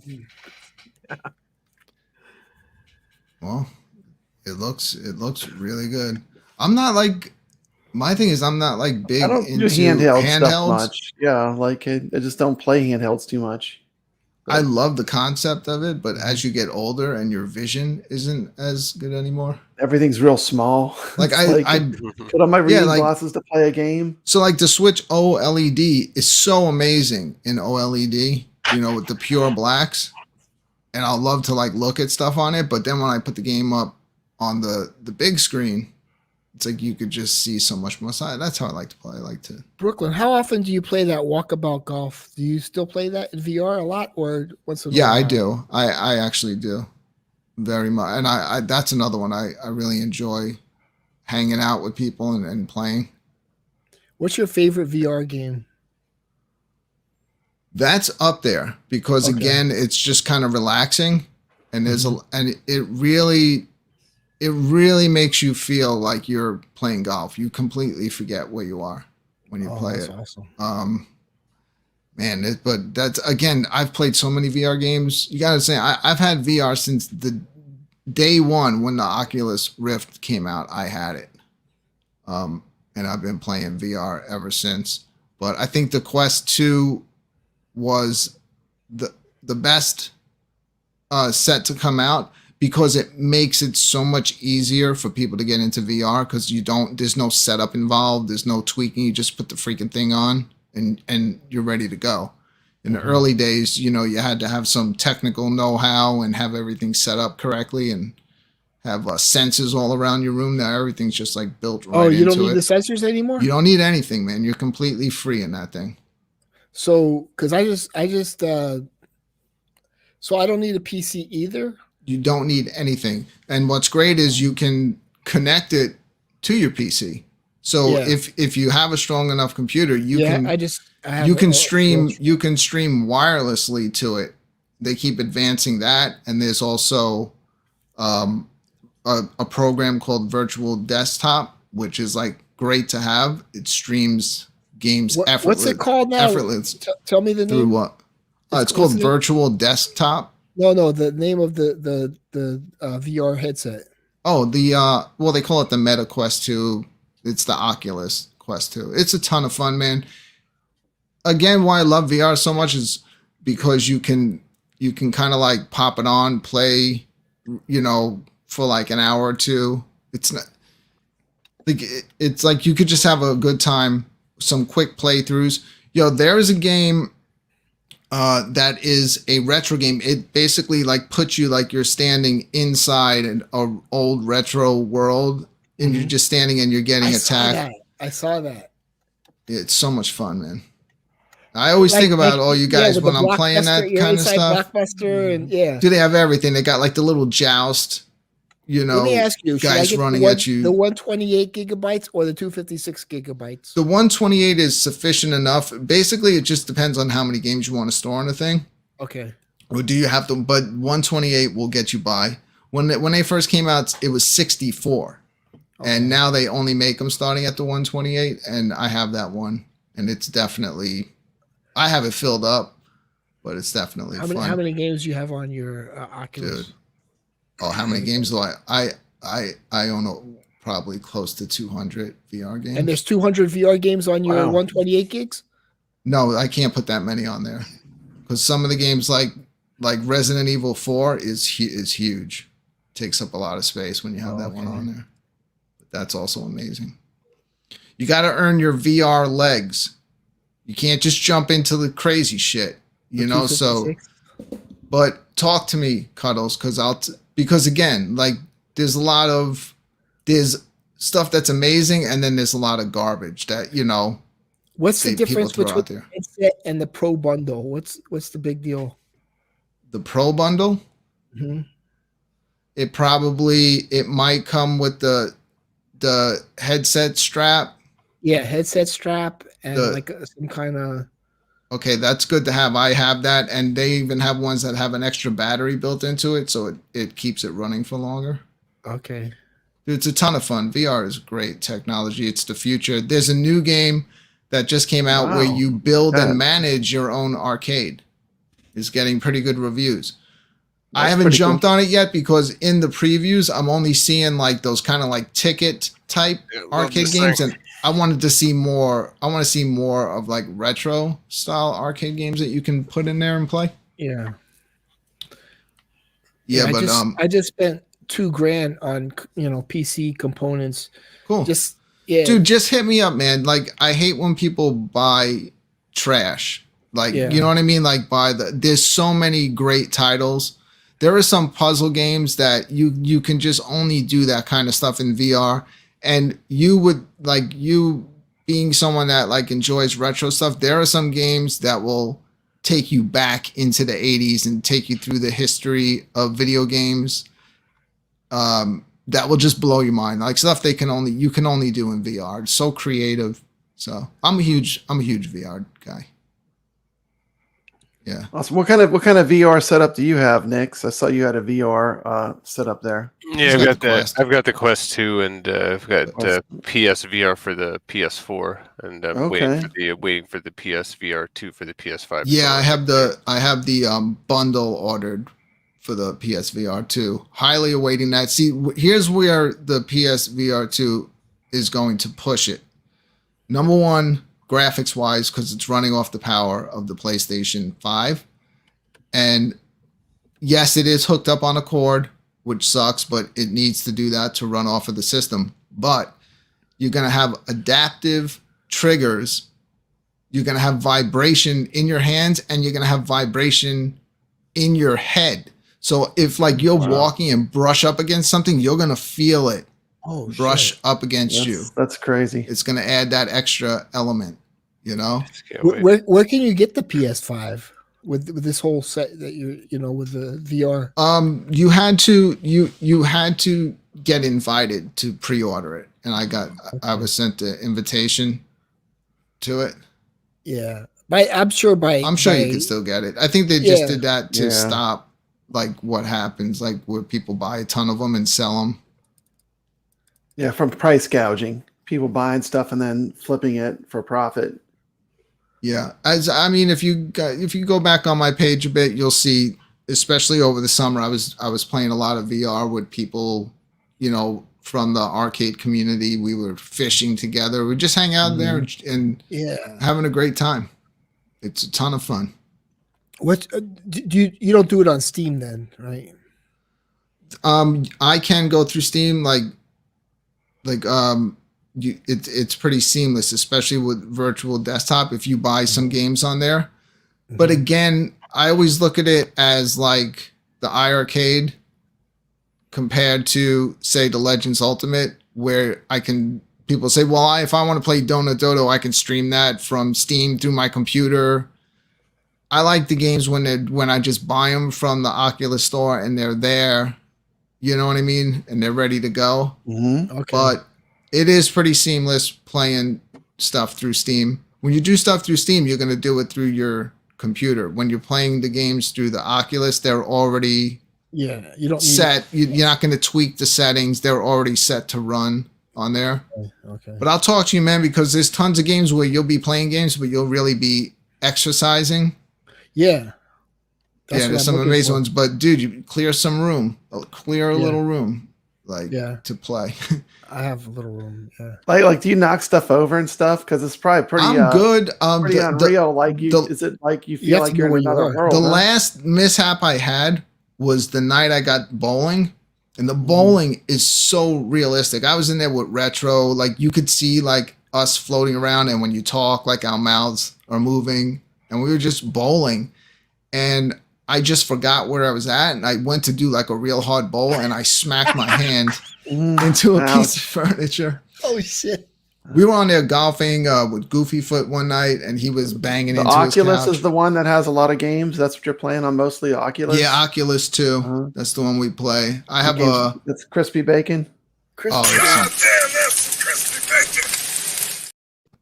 It's just great fun. We spend a lot of time in there, especially over the summer when I was streaming stuff. But yeah, there's a lot of really great retro inspired games coming out in VR. There's a couple that I would love you guys to play just to experience it, because it's hard to explain unless you play it. Yeah. Like literally there's a part in it where you're doing a fighting game, and as you're playing the game in the arcade, everyone in the arcade, like a whole pit clears out, and the fighters are fighting each other in the arcade, and it's like you're in there, People don't realize how cool this stuff looks. It's not like you lose where you are. Yeah, because it's your whole vision. It's what you're looking at. Yeah, that's kind of like why I did that video today, is the arcade community dying, because like with Arcade 1-Up, it's such low quality. It's like people are looking for new forms of entertainment, I think the thing is also people are running out of space. Yeah. So that too.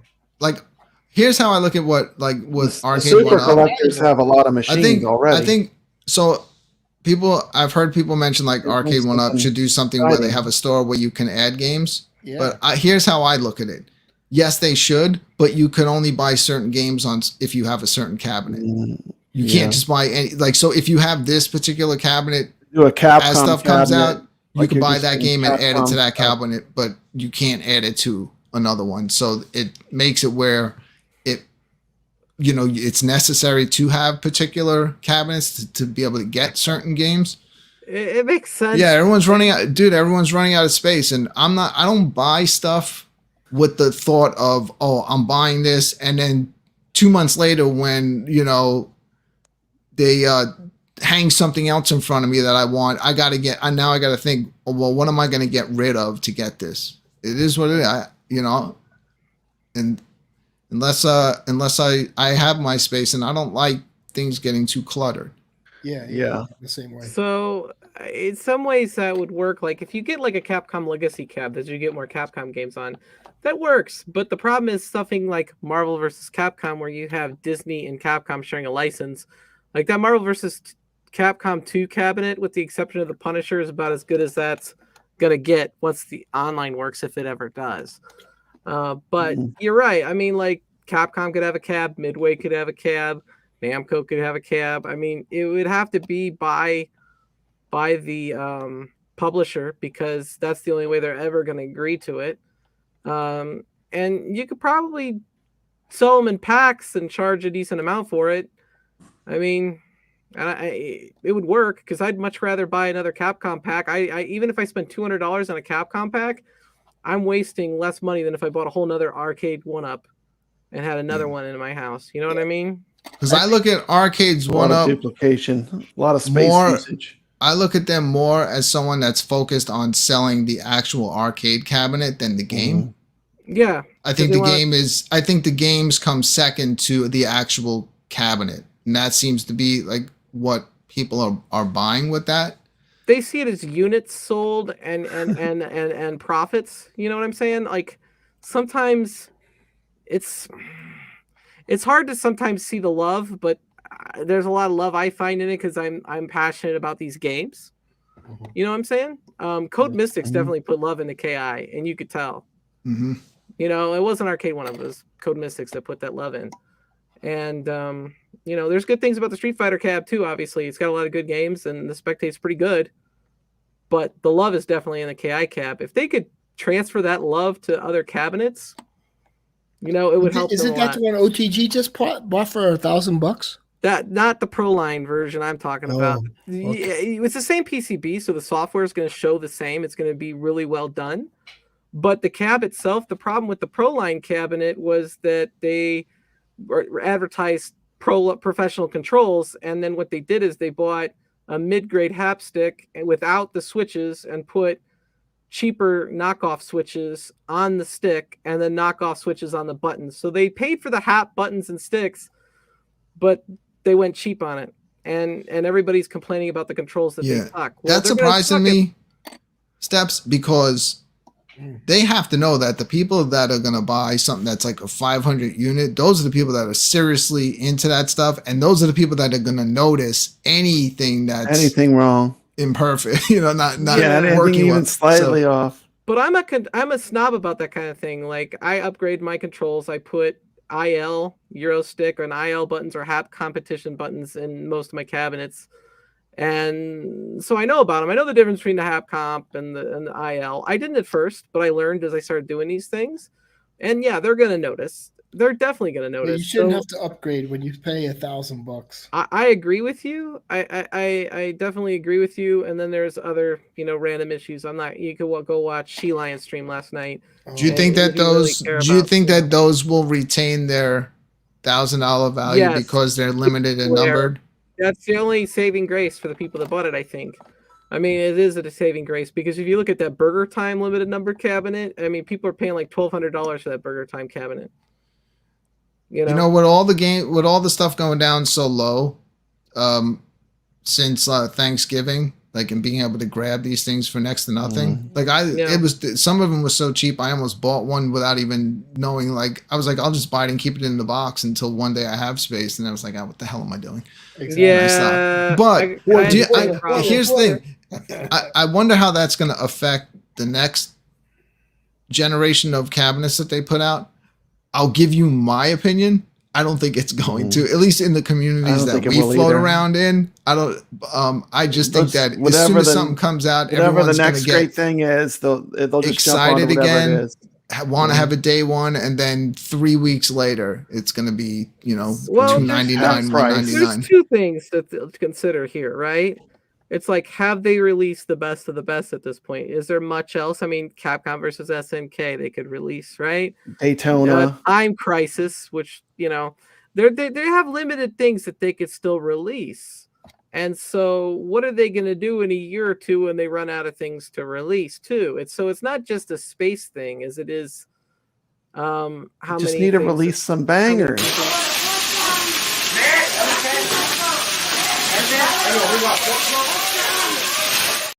Yeah, they have some great films for $2. games. Thank you.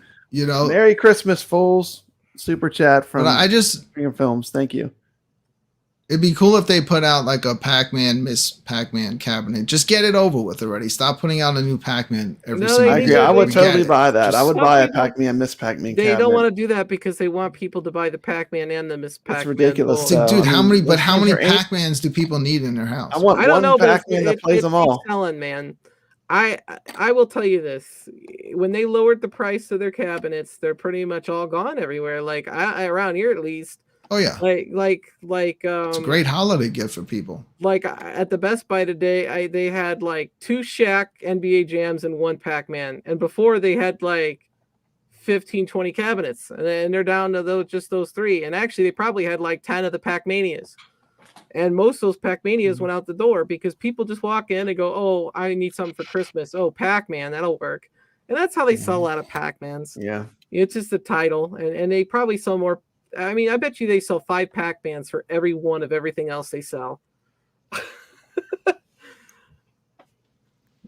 mean, I don't get it, but that's. Do you think those steps? Do you think that like when the next slew of cabinets come out next year, do you think people are going to wait or what's going to repeat happen the cycle now, again? So here's the thing.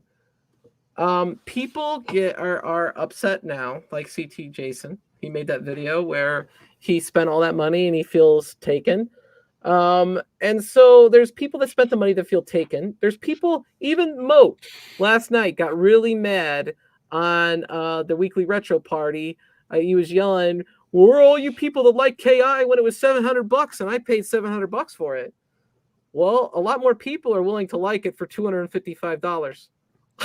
You know, like. But you know, Steps, I do the same thing. I've learned I do the same thing with regular games. I no longer I got to say some of them, like Elden Rings. I was there day one, but I've learned to just wait it out. If you just kind of keep yourself like 6-7 months behind on everything, Yeah, if you don't need to be first one on dude, the block, you can save a lot down of a lot of money money. A on lot games. of price goes down. You have to understand. Go ahead. These guys are influencers, and so they're making money. Who knows if they're making money from Arcade One Up? I don't know.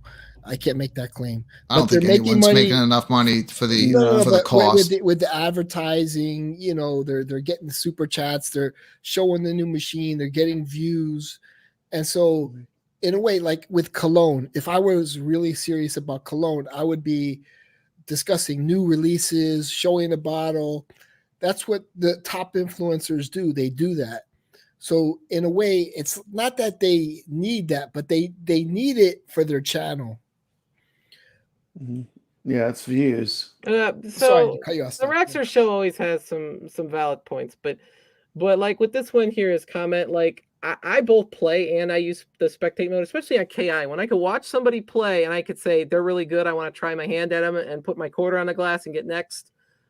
I really enjoy that feature. Now, I'm not going to defend their terrible choices on the pro line at all. I'm just not. It's not good.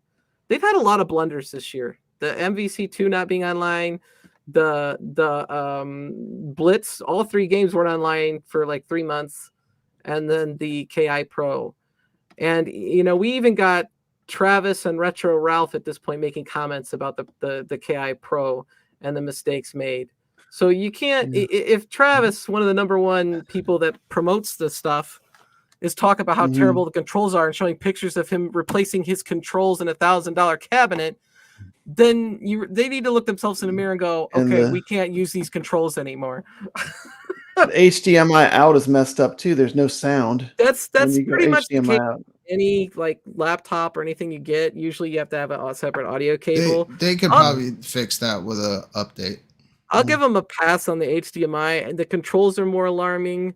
And basically the fact that they have some bonus items to make it try to fluff it, it's worth $1,000, like an anti-fatigue mat and a tin sign.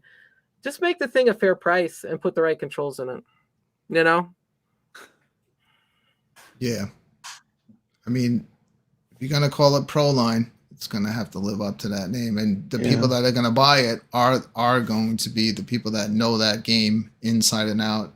Yeah. Because who else is gonna spend that much money on something that don't really, what does it have, like 4 games on it. Yeah, they cut off the hand of Spinal's when he's holding the sword the on the artwork cabinet. is- So like you that's- can't see like most of his hand, but you can see can't the even sword come justify back that. over. Like who?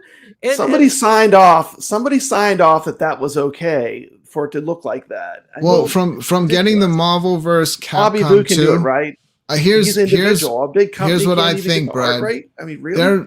The artwork doesn't line up. I think that they choose a very strange place to do like the cut. Like it just makes no sense being where it is. And I don't care. You could sit there and try to line it up before you secure it, with those little metal plates. The artwork doesn't line up. So here's what I think happened. I think that they print all these stuff up where they do line up, but when they pack them, it doesn't always print in the same place. And I think that they don't just like say, okay, these are the ones we printed. Let's pack these together. So if the printer's off by like a half an inch on the bottom piece, but it did match up, they're not matching them up when they put them in the box. That's why there's no way they missed an entire hand. the graphics though. don't line up. They purposely cut the hand off of the graphics. And if you go to Arcade 1-Up site and look at the Pro line there, it shows the hand missing. So it definitely was designed that way. And my Yoga Flame behind me, which I did say, is a fantastic cab. I love it. But the thing is, the bezel, there's supposed to be all 12 of the Champions Edition Street Fighters on the bezel. Yeah. They don't have the primary character They out. just deleted Dulcim off the bezel of the Yoga Flame cabinet. I don't understand so why there's they only do 11 things they do with fighters. the artwork. Who the hell puts 11 fighters when there's 12 fighters on the bezel? That just upset me because it's just careless. It's not that I'm trying to bash Arcade 1-Up. It's not that I'm an iiRcade shill, because I'm not. I'll bash iiRcade if I feel a reason Oh, to. yeah. Could we change the vote from earlier on and add Steps Gaming to the biggest arcade show? It's because they didn't care. That's what pisses me off. When somebody Actually, the doesn't winner was care, UAG. He did win the popular vote. I'm the biggest about Arcade money, 1-Up it's show. I guarantee you that I had an Arcade 1-Up before everybody. I made the first Arcade 1-Up video on YouTube. Why don't they charge $1,500 when it didn't work? I mean, it was. I wish it was a positive one, but the freaking thing didn't turn on. Why don't they just charge $1,500 and do everything right? It's like exactly. You would think at $1,000 they're going to do everything right, but. Boy, do I make bad decisions. I should have just kept making the Arcade 1-Up videos from like this is the Arcade 1-Up years show. back, right? Rainwater has a point. Why are we talking about Arcade 1-Up on the iiRcadians? Because this is all right. So here, No, there's a reason though. This is like the after show. What happens when the show goes off the air? Yeah, but we're just doing it live. Why not? Let's just hang out and keep going. We're just we all like all home these arcade. things. We all like home video arcade. games. So to be we clear, all I have an entire room of my home with Arcade 1-Ups in it. So we like home arcade. we just want everything that we buy to be worth Good. the money and good. Yeah. You know. I'll be honest That's with all. you. If I make it paid good. I didn't pay the full $500 for Yoga Flame, but had I paid $299 and the bezel was messed up like it is, I wouldn't have said anything. I'd be like, I got this for $299, great. And that's kind of where they're at now. They're like, we could sell it for this, and then whatever people don't buy, we'll just liquidate, and we'll, and so that's their model, I guess. But I think what I'd rather have is them. My fear is, Stephs, what's going to happen when everyone says, you know what, I'm just going to wait, and nobody buys any. That's what I'm worried about for next year. That's going to be a problem. I'm wondering what's going to happen for next year because they're going to be spoiled by the sale. So now the problem is people How are they going to sell these cabs now for like $600? People are demanding better buttons, better sticks. They want spectate. That's not what you get for $299, right? Mm-hmm. I mean, if you're going to want $299 cabs, then hey, get your $299 cab. But if you're going to be picky about it, then yeah, you're going to want to spend $500 because they're going to put the resources in, but they haven't shown that they will. So I would say, if you can get the games for $299, that's what people are going to expect. It's worth $299. When is it going to be $299? And they think that's okay because they made the cabinets $299. And they'll say, oh, it's Sam's Club that was clearancing them out. But they had Black Friday sales for like at least half of their games at $299. So, you got to look at it that way. It's them too. One thing Rexer said in the chat, though, is right. They always mess up at least one thing. no matter what. Like every single time you get an arcade 1-up, there's always has to be that one thing. Like the Ridge Racer, cool looking cabinet, you know. Once you get it together, but the building that thing. Good luck trying not to break it, like as you're building it. It's just the way they give the instructions. That was a hard build. I did that one. It's just stupid the way they make you build. It's you gotta take your time, and there's it takes a while. But on mine, they drilled a few holes, literally a half-inch off. So when you went to secure stuff in, I just had to make the one screw really tight to get it to fit. That's not a big deal. But Ridge Racer's cool. A lot of the games are they're almost like all the same game on the Ridge Racer. Like even the tracks are the same.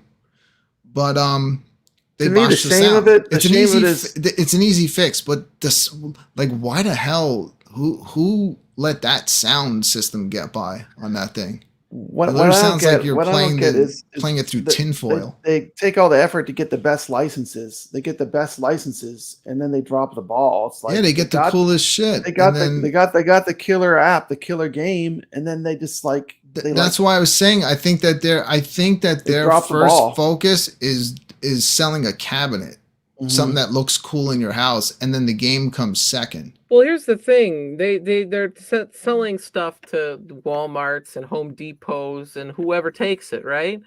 And so it's about how many units they get out the door and how much money. So if they say, okay, we think 30% will buy it at full price the minute it comes out, and then as time goes on, we'll decrease it by $100 until it goes down to $299 and everybody buys it.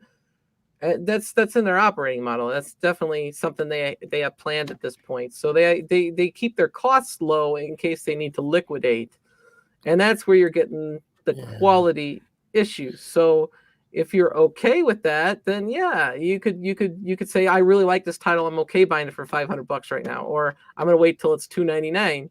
But the Pro line's a different story. The Pro line needs to be top tier.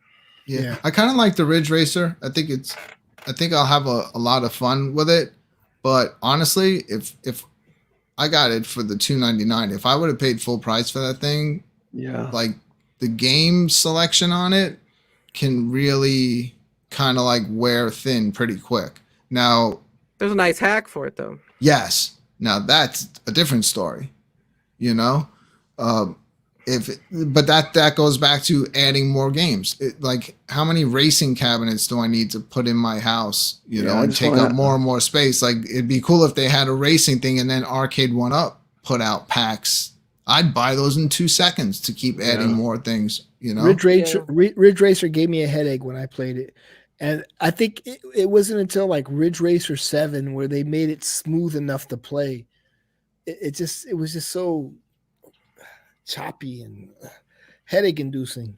I do gotta say that I do really love the cabinets that are fighting cabinets that have the spectate, that have the interactivity, especially like the ones I could easily stream from, like the Yoga Flame. The simplicity is good too. Like I almost don't care that I'm taking, if I buy the thing at $500, I almost don't care I'm taking a $200 L, because to me I'm getting my $500 worth out of it because of those features.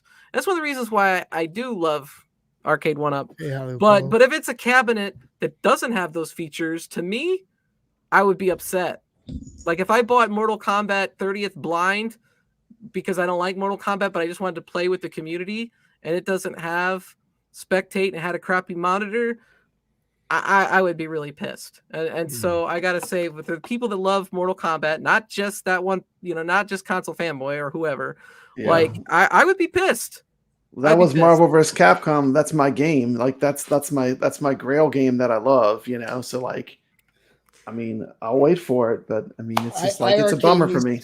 iiRcade needs to drop at least 10 bangers in 2023. Well, you look at what iiRcade got. If they could get some of the games that iiRcade got, that would be enough. Hey, it's to die for, Bobby. I highly recommend iiRcade especially if you're a fan of the type of stuff that's on iiRcade. Like they have that. which a lot of these games I don't see the point of playing. I don't like playing them with the console controller. It's way better playing it on arcade. But they have a lot of like really deep cuts and like homebrew stuff with the console games. A lot of fun stuff. And they put out some really good cartridges and have some really good collections coming out. I personally love it. I will say that you know, I only bought one of the arcades I've bought only cost me $300, and that was when the iiRcade was on sale last year. And for my $300, I've definitely got more than $300 worth. This is the top stick right here. That's a nice stick. That's a Mayflash F500. The highest one, yeah. Yeah, I got. Nice. Here's mine. It's right here. Sanwa. It's Sanwa as well, but it's an F300. And I have one of those stolen Evercades, the black EXPs, the limited editions. So my name's gonna be in the heroes. So I'm gonna change my name to Papa Brad is the biggest iiRcade shill. So that'll be in there. I am permanently. But I was not voted the biggest shill. UAG was voted the biggest shill by the chat. By the panel, I was voted the biggest shill. I think all right. So I think you guys tied. Can we see some Amico titles that everybody's talking about? Is there like a video on YouTube you could share? If we're gonna start talking to Miko, I'm gonna go. Why? What's the one you I know want? nothing about that. I don't know anything about it either, really. I don't know. I haven't followed that whole thing. Steps, you want Evercade? Am I correct? Evercade? No, I was just saying there's titles. There's Capcom titles on that, right? I only know about the Amico Police. Condos, you would like Evercade. It's actually really inexpensive to get yourself the Evercade verse. It's yeah, like but I want to play it on the iiRcade. This is different though. This you can play some like cool console games too. It's different. It has a lot of the same games that iiRcade has, but it has a lot of stuff that wouldn't play well on iiRcade that is meant for like a retro console, and it's physical cartridges. You know what I forgot to say? I do spend a lot of time modding my 1-ups to have better quality speakers, buttons, sticks, because that's what I want. Better quality, yeah. So any one I buy, I have to add a couple $100 to the price, to get it the way I want. Yeah, you guys basically turn them into pros with all the stuff. We got them. Yeah. Like I gutted that Marvel vs. Capcom. It's so weird, and Cuddles has made this point so many times. It's not even like these buttons are that much money. They're not. Just throw them in there already. You can buy them off Aren't of they Amazon. sick and tired of hearing everybody say $16. it? I just put. You can buy them off of Amazon. Yeah, but see, they got their buttons that are Brad. Show buttons. that. That's the game I'm talking about right there. Okay. Can I play I'll play you? I play them in my on my channel, and as long as they're like from the company, you don't get. You hear it? Yeah, that looks cool. That's pretty much it. I don't want to play the audio, but this is $3.50 right now on Steam. This is It's like that Sega game. It's like Space Harrier, yeah. Yeah, like Space Harrier. But like with the pixel graphics. Yeah. It's cool. They just need it. They need to keep sniping good games. Just make sure they're fun. Like test them. Make sure you're getting fun games and keep them coming. But we need more like Galacticon in this new one. We just need another tab that just says Cuddles, and then when you go on that tab, it's every game that he asked for. Yeah, just top nep. Well, they got it's almost like, look, don't blame us. This is Cuddles. That's right. Cuddles. Just go past the last tab of settings, and then click 20 times, and all of a sudden Cuddles category shows up in all of his freaking Steam games. Yes, the Santa delivering presents game. That game is fetch. That's what you say to a dog. Fetch the frisbee, buddy. It'd stick up. All that. If I can have it all in one, that's what I want. You know? Yeah. I love the concept of the iiRcade because I don't have much space, honestly. I do too. I could barely walk in this room because I have so many random freaking arcades, and it's getting annoying to me. So I don't know what I'm gonna do about that. But the other thing I really like about the arcade is I get surprised a lot by you get new stuff. I normally wouldn't get. You get new stuff. Now, what was I gonna say? I could go without. Hey, Paul. next year, and I would still have plenty of games to play on the iiRcade with as many iiRcade games as I've bought. So Jeff is the man. So, but I do think they need to focus on getting a few, if they can, get a few big ones. But they have to sell more units to get to that point. Yeah, And we're not at that growing. iiRcade isn't at that point yet. Yeah, but the thing is, like, I could feel that there's growth right now. Yeah, because there's more people growing. watching their stream and their announcements, their game days. It used to be you watch it and there'd be like 50 people. Now we're pushing 150, and so it keeps increasing, and that's a very good sign. But they probably also are going through some rough times because when you start something up, you don't get profits right away, and so I feel like if they could hold on, they could make this something really, really fantastic. And the community's great, as much crap as that other community that I'm also part of gives. The community is just phenomenal, and there's not as much drama over on this side at all. I will say that. And lots of good people, lots of good times, and I wish we could all get along, but it is what it is. The thing is, like right now, I feel like we kind of get along. I mean, with the, I don't even looking at it. I don't even. With the, so like, I obviously I go to the Arcade 1UP crowd, and yeah, I go over the iiRcade crowd, just because honestly, I'm not getting paid by either party. I'm not on the payroll. I don't have a signed contract. Just and for fun. So I just go wherever I go, and I enjoy both.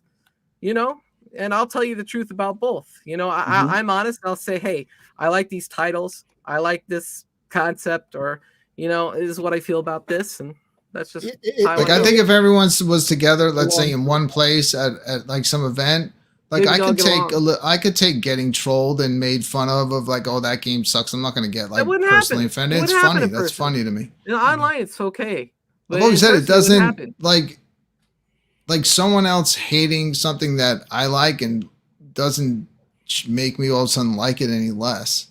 Well, it's like I said, it's like you would say, it's like Billy Madison when they're arguing over Donkey Kong and Mortal Kombat. They're just arguing over a game. It's stupid, but you don't like, I don't know. They're not like making fun of each other. They're just saying this game's better and that game's better. And that's all it used to be. But when you're on YouTube, it's on the point of. I think 2023, December 2023, like right now, the iiRcadians, Brad, 15 views, right? If they're successful, you'll be getting 100 views, because it's more popular. But they have to. I feel they have to go after the retro indies, but they have to have some good retro titles that people remember, like Steps loves, But it's. I think a lot will come out at the end of 2023. Do they want to continue as a company? Okay, because that's going to be like, okay, now we have the gold cabs, we have the sending guns, we have better titles. Thank you, Carl. And then they'll after that, it could be like iiRcade knocks everybody out of the water, and that's I think that's where I think the competition is good. I think they all just need to. The competition is dying. Like Arcade 1UP is going down. You see, and I think iiRcade is young, and they're growing. So 2023, it's just like you're playing a role playing game. You may be down $5,000, but the next year you may be up $500,000. Right. It's like you have to invest and it's tough starting a new company. Well, but I think at the end of 2023 we're going to learn a lot. It's the time to do something really is now, because I think the market's kind of hurting right now. This Christmas has not been as strong for anyone, I think. But you're never gonna have as good of a chance to come out on top as you do right now. So that's what I got. Yeah, right now the economy sucks. So, But let's see. I think 2023, at the end of 2023, if I'm the owner, I'm going to look back and say, I got this, I got this, I got this, I got this. I'm still at the same point. All right, we're gonna have to. There's something in the chat. Something about a Moon Patrol link. Do you know how to play that, Brooklyn? Show the Moon Patrol video I linked. I want to see Cuddles' live reaction. Is Cuddles a fan of Moon Patrol? Yeah, I just think it's going for too much. Hold on, give me 1 second. Oh, I see it there. It says Amico Moon Patrol. Yeah. Isn't Moon Patrol only $7? Only $7. I know what he wants. I have so many games. This is like a new Moon Patrol. I think that they were developing for the Amico. Steps. It's only $7, but it's all. But we're supporting the iiRcade, a small company. You got your little arcade machine. Under a minute, he says. I have so many iiRcade games, and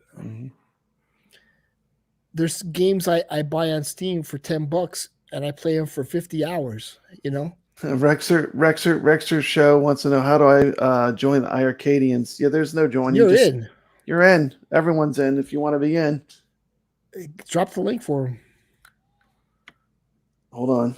All right, the StreamYard is having some difficulty capturing my screen for some reason. Okay. But check it out. If one of you can play it, or just watch the video. It's really Here's cool. the link, REXER. I just dropped the link. REXER always brings the entertainment. Yeah, REXER's awesome. I mean, yeah, I love his videos. And kevgret. You were talking about like views early. Like I'm gonna say, I don't care about views, but like my views. No, but it's not about you. People don't views views is good. The last show we did had like over 500 views. I mean, that's not bad. But I'm talking at a time, 100 people in the chat. Yeah. Like 15. That's kind of, if I do other stuff outside of arcade stuff, like that's where I'll float around. But I like to do what I like, not just what's going to bring in views. And I feel like a lot of times when we do these shows, it's us hanging out, and we know most of the people in the chat. Yeah. And me personally, like I don't float around really. What I would consider gigantic channels. I like smaller channels. Yeah. I've always enjoyed that. I'm not saying it's about us personally. It's about the iiRcade, the machine. Mm-hmm. And so, we know each other on the leaderboards. You understand?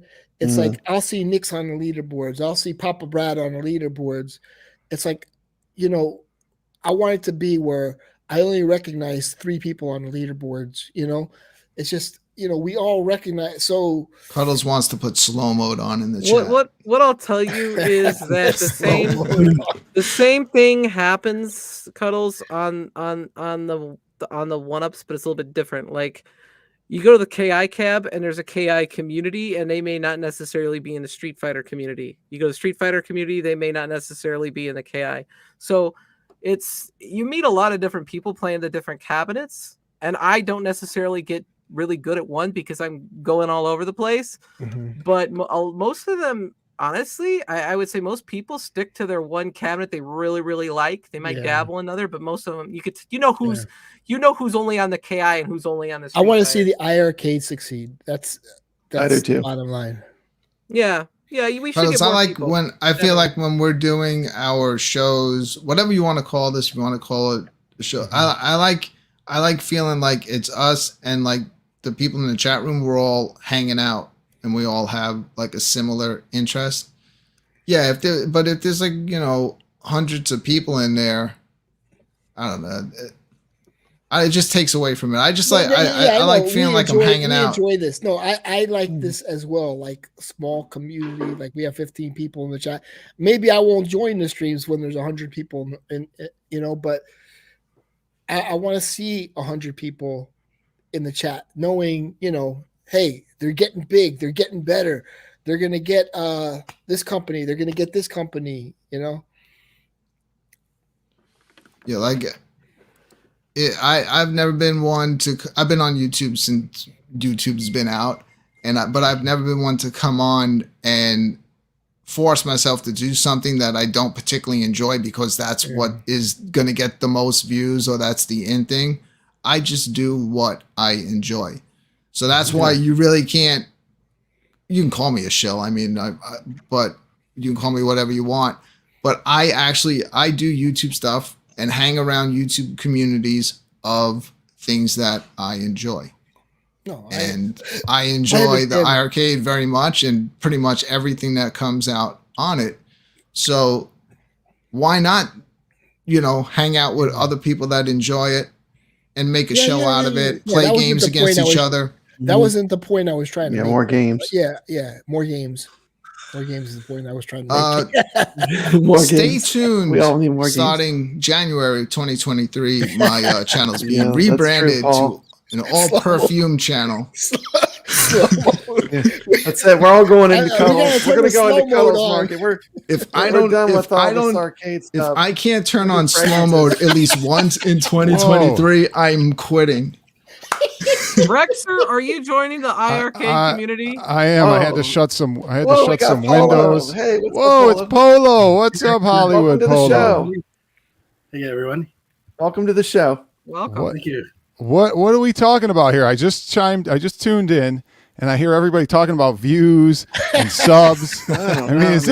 Is this why you guys do YouTube, so you can get views and subs? This went off the rails. Yes. If I'm not on YouTube, what is that thing called? What's the thing where you look at your YouTube? Oh wait, stuff? I started it because I said it looked like iiRcade. I know it starts with an S. The analytics or Social Blade? Social Blade. That's it. So, yes. If I'm not, look, the second I get off a YouTube show, like these people want to talk to me, I'm like, look, I'm out of here. I got to go check Social Blade for 3 weeks. Maybe this will get me some views. Well, I actually hope you do get views by the end of next year. Like where the iiRcade does substantially grow exponentially, and yeah, I hope it pays off for you. You've been doing a good job. I can tell you guys you've been doing a good job, but you're not iiRcade only. You're kind of I love Steps. She's doing some cool stuff. Quiet cuddles. Rex is going to teach us how to get. I was going to tell you a story. I was going to tell you a story without naming any names. You listen to our elders. Okay. Can you guys hear me? Okay. Yes. All right. Good. Was the night before Blitzmas? It's not about the night before Blitzmas. It's not that story. I just was going to say that. I talk. You guys know I talk to a lot of these YouTubers. Okay, a lot of the people that you watch, right? A lot of the people that are in the chats of other streams, and so many of them only care about how many views and how many subs they get, and every conversation I have leads to with them. Well, that video ain't doing so well, or this video needs to do better, and it didn't get enough views, and I know how to get more views, and I talked to this guy about how to enhance my subs and my views, and I couldn't take it anymore. I was like, man, all you guys care about is your YouTube, your presence on YouTube and how popular you can become. And, and people buy subs and buy views and it's like, you're not going to become the next Mr. Beast. You're not going to become ETA Prime. You're not going to become, Mad Little Pixel. Think about this. Let's say you can gain, 4,000 subs a year. That's pretty good, right? You guys all agree that 4,000 subs a year is pretty good. If you want to get to Ralph status or Mad Little Pixel status, how many years is it going to take you? It's going to take you 20 years to get 80,000 subs. I mean, what are you going to be doing in 20 years? If you're still doing this in 20 years and you haven't changed, you can still do it. But if you haven't kind of, changed or took a new direction or pivoted, then, I don't know what to tell you guys. This is not the path to go down to worry about views and subs. You just do it for fun. You do what you like. And if people watch, they watch. If they don't, they don't. That's it.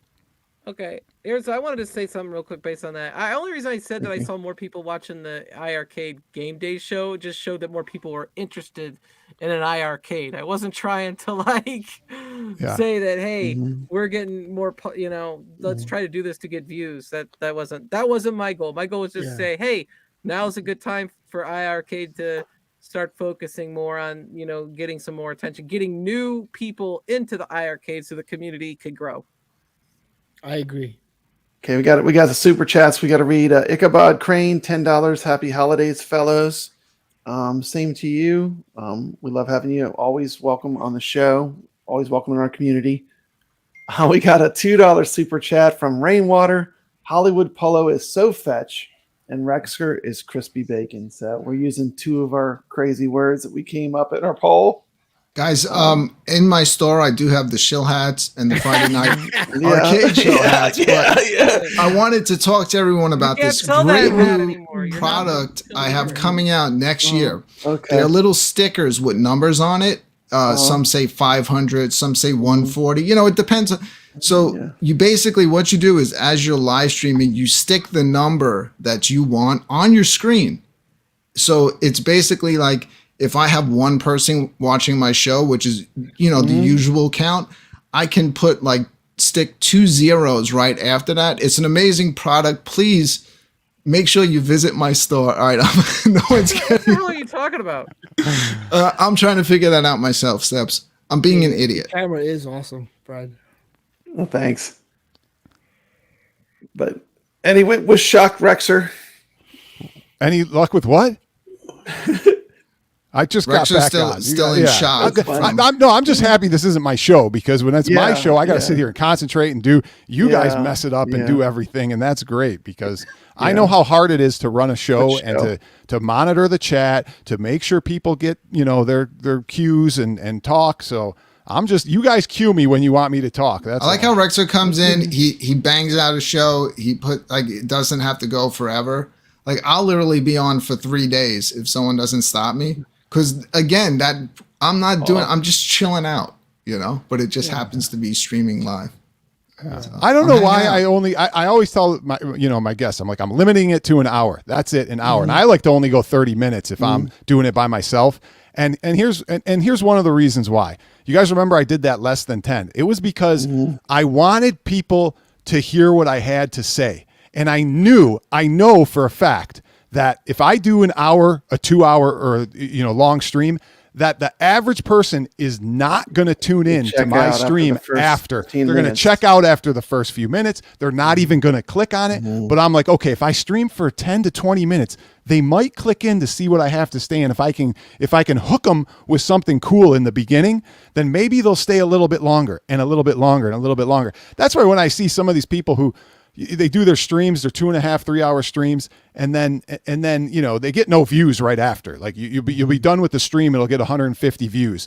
A day goes by and you get maybe 200 views. If somebody's getting more, like if it jumps to 700 or 1200, well, they bought the views. It's not the stream dies right after the first, day at most when you do an hour, 2 hours long stream. But if you can hook with a title and a thumbnail and keep the thing under 20 minutes and you're streaming, then you'll get more people to watch. Problem is, it's not as fun to stream for 20 minutes, right? You want to talk and talk about things. So an hour goes by like that. Yeah, it does go fast sometimes. iiRcadians shorts, yeah. Thanks for the feedback. For sure. Like YouTube shorts, or like shorts that you could wear that have the iiRcade logo? Papa Brad already does 50 shorts. I already do. I do a lot of shorts. I do Atari shorts. Everything I do is Atari series. Yeah, that's one of the things I like. You're doing a good job. You're putting a lot of effort into it. I see the hard work. Yeah, thank you. Brad's good. Like I should do what he does and repurpose some of the stuff that you find some good moments during the shows and then just make them into clips. It's too much work though. There's a lot of work. Right now I'm off, so I have time, so it's easier. But I would just like to say thank you, REXER. You've given me so much entertainment. I've really enjoyed watching you since I first started watching you when we were all locked down in COVID. Yeah. But I've really enjoyed your channel. I think you do a fantastic job. I think it is important to have someone that is a little more critical and is a little bit you'll just tell it the way it is. And that's what I love about watching your stuff. You just very straightforward, very honest. Yeah. And I say to people, don't blame me because I don't accept mediocrity, right? Yeah. Everybody else, if you want to accept mediocrity, if you're a one-up, lover and you love the product, okay, but you're accepting mediocrity. Don't blame me because I want something a little better and I don't think it's right. But that's all. I speak from my personal experience, my beliefs. Try and educate, right? Try and entertain, right? Do a little bit of it all. So, Rexer, now that you have a question for you, how cheap would a Blitz cabinet have to get before you would buy one, just to at least just try it out and see what it's all about in person? I think $99, but it's not going that low because I think they're starting to sell out at $179. Or I saw some at $179. I would think $99. And here's the funny thing about when you say that, I want to have it just so I can tell the truth about it, just so I can get on and go, yep.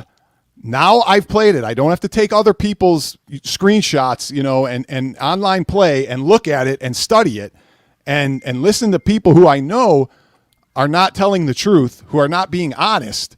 And then I can go, yeah, it sucks, I mean, you can't just play 1 or 2 games online and go, oh yeah, it's good. And you'll hear these people say, oh, it runs good. It runs good, right? It was pretty good. Right? I don't want good. I want great. If I go play Street Fighter 6, right, and I'm online playing, do I want runs good? No, it runs great. I go play Street Fighter 4, 5 online on PS5 on Xbox. How does it run? It runs great, right? Who says it runs good? It was pretty good. That's not what I want. So, but I know if I got Blitz, right, I'd go and and then I'd try and kick a field goal and I'd see it stutter and I'd be all pissed off and, and then I tell you guys, it still stutters a little, but the people who talk about, Blitz and the online play and all this stuff, you cannot believe a word they say. And that's sad at this point. You want to believe them, but they have lost so much credibility that you have to take it for a grain of salt and go, okay, this guy said it works pretty good. I don't really know if I can believe him. I really don't. So we've lost a lot of those people in the community that we can truly believe about Arcade 1-Up. And you guys know who I'm talking about, who you watch them, and you just can't believe them. You just have to go, I don't know if I'm getting the truth, or am I getting that, or am I getting shilled still, or how is this going, And that's what has become sad about this community, Yeah. I heard somebody say something about in a tweet or something. They said, or maybe in your stream, but they said, "Sorry, I'm taking up the stream. I'm going to go in a little bit, so I don't." No, we love you. Over. Please don't leave. Please don't leave. We're glad you're here. Yeah. Well, put him on solo. Put Rexer on solo. I was in a chat. I appreciate you coming on. I was in a chat and I saw somebody write, "Oh, it's such a good feeling that." And I can't remember who they said was, that OTG, we see some honesty from him. And they said it was such a good, feeling to know that we got honesty out of OTG. It was like refreshing, they said. And I was like, this is what we've come to as a community, that now it's refreshing and it's such a good thing that we're getting some honesty out of people and we're congratulating them for being honest. I mean, isn't that what we're all supposed to be doing anyway? Yeah, and people are like, oh my God, I'm so glad we got some honesty from him. And I'm going, why are we congratulating people for being honest now about products? Isn't this the way it should be from day one? You should be here first for the consumer and the people buying the cabs and for, the people that watch you in your audience. You should be here for them. I mean, that's the point of doing YouTube. I mean, not just I'd love to see Rexer get one of those. Any one of these cabinets and play it, give it a test run. Who knows, man? You might get some enjoyment out of it. Do a live build video of do an unboxing and build of Blitz. I just want to see you. He did it live. He did a Donkey Kong series where he showed him working on his Donkey Kong. No, that's different. I want to see him build an Arcade 1-Up. But he doesn't. Here's a story. Can I tell you another story that I left out in my last stream? Yeah, so remember, I said I was selling my Final Fight, right? So. I got it. I'm getting it ready. I'm going to pack it in the car, right? And this is the first guy who ended up backing out of me, but that's irrelevant to the story. So I haven't turned this thing on in a year. I don't know how long I haven't turned it on. My kid doesn't play it. If he plays the real ones, or he plays, the my other multi-cap.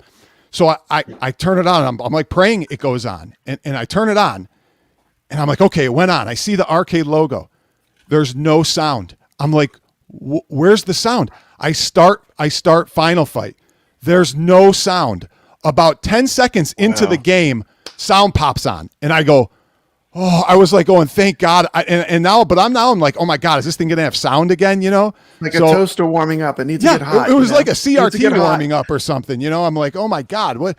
But that's the thing you get. Then you see this thing about the Killer Instinct Pro shutting down. It takes 5 minutes to shut down. And correct me if I'm wrong, Steps, but I saw you comment, oh yeah, mine does that every once in a while. It just doesn't shut down. What do? You unplug it and then plug it back in? Okay, so it happens like, I don't know, 1 out of 3, 4 or 5 times. I turn it off, and I am using the Killer Instinct encoder, and I am using the Killer Instinct power switch. I turn it off, and it'll just sit there in the power off, and I have to unplug it. Yeah, so that happens, you know. I don't. But it's not you only. That's my point. Is somebody just posted the same thing and said, "Oh my God, this thing won't shut down." Rexer, I just built my Killer Instinct, and like it literally, I have to use a power strip to turn it on and off. It does not power on and off by itself. Oh my! I mean, it's like it'll start and stop, but I mean, like after I turn it off, like I can turn it on, and when I turn it off, it will not turn back on. I have to kill the power to the machine, and then that's terrible. A power strip. It's like I've never seen that. I don't know why it does that. I do want to point out that I believe that it's the purchaser of the hardware's fault, most likely, and not Code Mystics. I think Code Mystics has done an amazing job for that cabinet in particular. Yeah, I haven't played Killer Instinct since I think Nintendo 64. Yeah, I'm not a big Killer Instinct fan. You know, I knew 2 players. I knew Spinal and Saberwolf, and that was it. And I thought the game was a little slow. I always thought it was, you know, wait for somebody to try a combo and then you counter, you know, after you block it, you know, and then you hope they don't do a combo breaker, you know. And so I didn't really, I never really got the strategy. I'm sure there's more to that, you know, I'm sure, but it just seems like if you go on the offensive, you're really at a disadvantage in that game, you know. So whereas other fighting games, you can go on the offensive without getting penalized or punished right after. I don't know. So what's your favorite, Rexer? Mortal Kombat, Street Fighter, or Killer Instinct? I know it's not Killer Instinct from what you just said. But Mortal Kombat will still always be my favorite. Okay. Yeah. The question we need to talk about with you guys is, and I don't know who has one, but when are you all getting a real arcade? When are you going to pick your favorite game of all time and go out and buy the real arcade and look at it every day and go, wow, this is a beautiful thing. This is a piece of history, and I love coming home to it, and I love looking at it. That's what I want to know. Yeah, Brooklyn, never want to have sex again.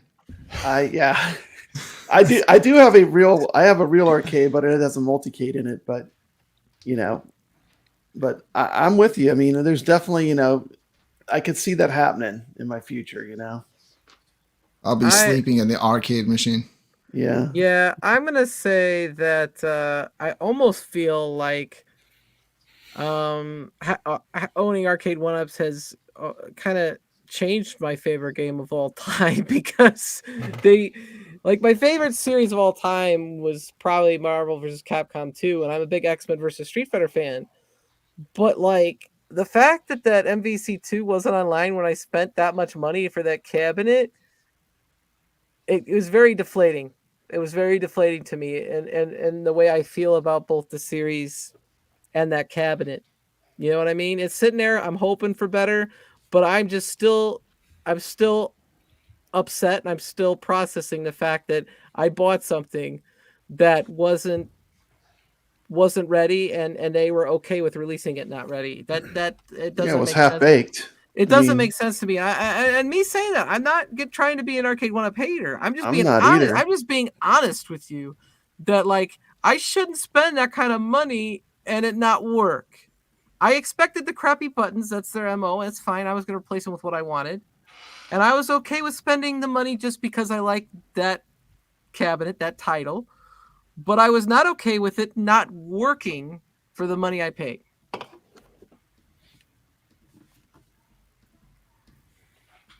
That's right. Steps Gaming. There's a biggest time show. there's a time to pounce. 2022 and 23. We don't have to do the award show. There's a time to pounce. Congratulations. And so now for iiRcade is the time to pounce to release, a good fighting game. I mean, get it in high gear. Like the ones I talked about or whatever, but whatever, and maybe a football game. It's their time to pounce to say, okay, you're not happy with that. Well, here we got something with good controllers, well built. We have a good football game and we have a good fighting game. It's sort of like they're hurting right now. They're down. Like the whole vibe with Arcade One, but it's like. I know. Let me ask you guys a question. Do you think iiRcade would have been more successful if they said, all these titles we get, let's make a cab for each one of them, maybe 1 to 4 games, and we'll keep putting out cabs, right? Would you guys buy them all? Would you want that? We got Burger Time. Let's make a Burger Time shaped cab. We'll add 3 or 4 games. You'll never be able to buy any more unless you mod it or hack it, right? And then, we got Kung Fu Master. We'll make a Kung Fu Master cab. We'll make a Truxton cab. I mean that mentality would cost you thousands and thousands. Limited. I like freedom. Yeah, right. That's the beauty of it, though. That's what I'm saying. You buy it once and you have it, and you can give or take whether you pick the games you like, and that's the only ones you need to get. But that's the model of 1UP, though, right? To make a arcade, get some title that's pretty good, put it on the thing, make an arcade like it, and we'll just keep selling them. Even though people might have a modded arcade 1UP with all those games on it, or another arcade with, it's like they still buy them and they go, well, I just want to, maybe people could have built. They want the look. Maybe people could have built their arcade rooms with iiRcades, right? And they used the art for what they could get, whether it was Burger Time or Kung Fu Master or or Space Invaders, make a Space Invader.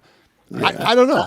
There is somebody that bought all the arcade or the iiRcade designs, and they have it in their house. Like they buy every single one. Is his name Brad? No, I only got 3 of them. That's Michael B's friend. Polo, you've been awfully quiet. What would you like to say? You're just sitting there, and I feel like we're not including you. Oh, I was not. He's just here. How many arcade 1UPs do you have? I'm going to say 0. 0. Like for the time to pounce, I think it's a different company. I'm curious, how many of you guys are going to pounce on the $3.99 ALP for at games?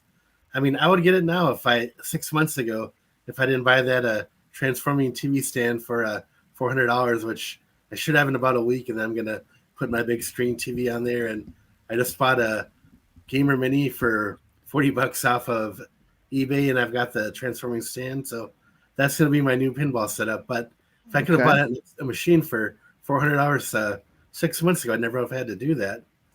But even for the cost of the parts, maybe it's worth it, right? I thought you don't have an at games pinball. I thought you had one. I did, but the main board died about 6 months ago, and I contacted them to what they would do, and they said they'd send me a new motherboard, but it cost me $120. Thanks for having me. All right, Cuddles. Night, Cuddles. Night, Cuddles. See you, Cuddles. Thank you for being on.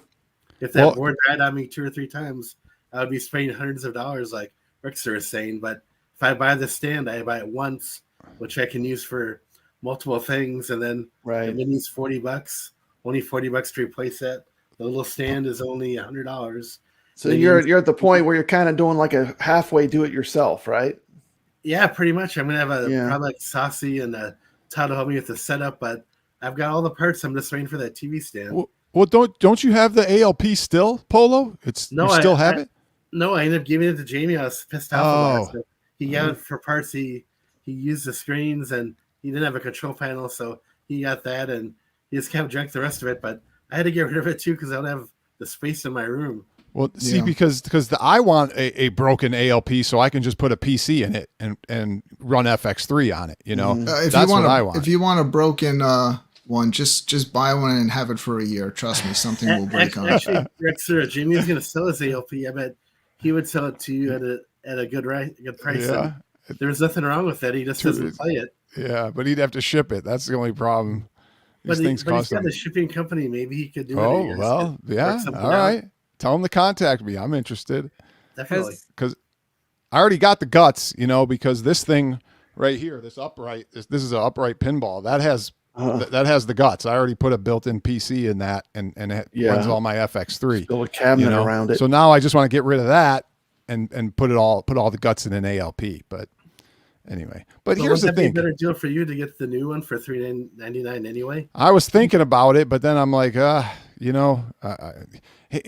know. Yeah, I mean, I should have. It comes with more memory, and the ports are on the back of it, so OTG is better, and it might come with some different or better games. I'm not sure about that part of it, but for $399, I mean, you can't buy the body of the show for it would be double that price. Just in parts, it's almost worth it. I mean, tell me if you guys. I mean, you guys all have to have this problem, and people with 41 ups have to have this problem, and they have to think about it every day. And I'll explain it in a second, but I have this problem, and I don't even have that many machines. And the problem is, you don't have time to play them all. Okay, so they sit there, right? And you say, "Oh, I'm going to play them," but you don't. So to me, I got to get rid of the things that I don't play. It's hard to do, but I'll give you an example. When Kev was here the other night, right? We were going to play Golden Tee. We were going to play Superman. We were going to play this. We were going to play that, right? You know what all we did was play Jurassic Park. All the time went by like that, pinball, and that was it. It was like, okay, you got to go, man. Such a high level. Once you start playing pinball, it's all over. I mean, it's all over. You just the time goes by. Time goes by like that, and you just want to keep beating your high score, Machine. So I just want a pinball. I want my DK Junior that will have DK3 in it. I want my regular Donkey Kong. I want a multicade, and I probably want my Mortal Kombat, and that's it. Because really, that's all I have time to play. And if I want to play something else, I got a Raspberry Pi with controllers, and thousands and thousands of games, But your Donkey Kong Junior has DK3 in it, not DK Junior. It has both. Well, it doesn't have both yet. I have both boards. The switcher's right there. I just have to put it in. Real PCBs. Yep. Yeah. Okay. And I want to do that. I want to get a Mario Bros and a Popeye and build another one and do. See, but then I'm like, okay, Nintendo's. I want to have it on Nintendo Row. Yeah, Popeye. That would be something that I would like to own an original Popeye. I love the looks, the way the Donkey Kong cabinets was, the way Popeye was. I would love to have a Nintendo cab. They're great, man. And they're easy. They're a good starter cab because they're easy to work on. There's tons of room. They're not complex. And it's just simple. How much money worth of tools did you have to buy to make those cabinets? So, because I know you made them. Yeah, but I mean, if you are as old as I am, you collect tools over the years, right? You ask for them for Christmas. You ask for them for your birthday. They're not really that expensive. I mean, you need a router, some drills, a handsaw, a table saw, that's, pretty much it. I mean, jigsaw, these are things that most men have to begin with, or, at least can obtain. But, I mean, nobody wants to build them, but you can get these things, and refurbish them. I mean, look what Bobby Vu did. His probably wasn't even in that bad a shape when he got it. I bet if you asked him, that most people would have probably done a couple things to him and put them and just said, okay, this is good. It runs good. It looks pretty good. He makes them mint. But you don't have to do that, right? You know what he spent for that cabinet? What he paid for that cabinet? I don't know. What did he pay? He paid $600. Yeah. Do you know how much Killer Instinct was when it came out at full price? $700. $700. So it's perspective. Like I was looking up, I wanted to see compared to the Pro Line KI, how much is a real Killer Instinct? And I found in Valparaiso, Indiana, which is a couple hours from me, a real Killer Instinct cab. And it had a PCB switcher, it had KI1 and KI2 PCBs in it, and it was $1,700. Yeah, so, with two PCBs though, and the guy was saying our best offer, so you probably could have lowballed them. Yeah. I mean, I watch. You guys don't probably watch Scarlet Sprites, but he just posted something on Twitter. He posted. He always likes to do this. He posts, "Who said real arcades cost thousands of dollars?" And he posts, offer ups and Facebook marketplaces of real arcades for $500, $600 that all say working, working. Miss Pac-Man. He just posted a Miss Pac-Man for like 500. There was another one for 600. And if if you follow people like that, didn't EM Seamer did one where he shows getting great deals. Stringer Films gets great deals all the time. Yeah, Stringer, good deals. I mean, wow. It's it takes some work to look and to be patient, but they're out there. They're out there. Like I said, I think everybody should own one of their favorite real cabinets. That's what I always say, Mm-hmm. Yeah. Why did you build or design and build that Donkey Kong cab instead of just buy a Donkey Kong and refurbish it? I guess a couple reasons. One, I wanted to see if I could do it, right? Two, I wanted something in mint condition. So if you came here and you looked, there's not a scratch on this thing. Everything is in 100% mint working condition. You turn it on, it works. The buttons are new. And I just wanted something new that looked good, so, and this is a thing where I said on the last stream, listen, I won't sacrifice gameplay for looks, but at the same time, you can have looks and gameplay, right? It doesn't, you don't have to have one or the other, right? That's the route I took when I made my multi-K that I spent 2 years building. I got a cab. It was actually a Miss Pac-Man Galaga cab, but it was all brand new wood, and it was completely exact replica of the arcade, just all brand new. Mm-hmm. So I knew from the start that I had a real good shell to build my multi-K in, and I took my time. It took like 2 years to build my vertical multi-K, which I really don't show much, but I play that all the time too. Yeah. It's got a computer in it. It's got a real coin door. You can put coins in it. Yeah. It's basically real similar to a real arcade. Yeah. But I would love to have like either a Donkey Kong or a Robotron. I want like a classic game that has a lot of replay value. Yeah. Here's the thing, play over and over and over and not get sick of. Anybody would love to have like a Donkey Kong. I mean, everybody could relate to Donkey Kong. Like if you had like a child today that was 7 years old, they would understand Donkey Kong. Universal appeal. Yeah. Well, and that's the other thing with why I kind of love the Nintendo and Donkey Kong cabs, because I think they're going to hold up, in demand longer than other cabinets, right? I mean, in 1942, or 20, 30 years from now, are people really going to remember, a 19? So you got to stick, to me, stick with the Miss Pac-Mans, the Pac-Mans, right? The Galagas, all those ones that are 100% classics that that the gameplay holds up, number one, and number two, the value and the demand will hold up 20, 30 years from now. Because I built these so my kids could have them, right? When I die, I'm going to say, okay, one of you take the Junior, one of you take the DK, but don't sell these damn things because, that's me, that's my memory, So, and these things will work for, 20, 30 more years. So, that's the other reason I wanted to build it myself, as well. And the other thing, Steps, is, see, I'm so nitpicky too. Like, I want all my cabs to look great, right? And I knew that if I got a Donkey Kong or Donkey Kong Jr., I was going to have to refurbish it like Bobby did anyway. And it was going to take me, almost the same amount of time probably. So why wouldn't I build it from scratch, make sure it's built rock solid, right? And got something that looks mint, that it just came right off the production line. Like it just came right off the production line. I don't care. People, I got enough arcades with CRTs and all that stuff, because that actually has a arcade LCD in it. Okay. That can run off a PCB, off an arcade PCB. Mm-hmm. Okay. It's not a 16:9. It's specific for arcades, and it's an expensive monitor. Right.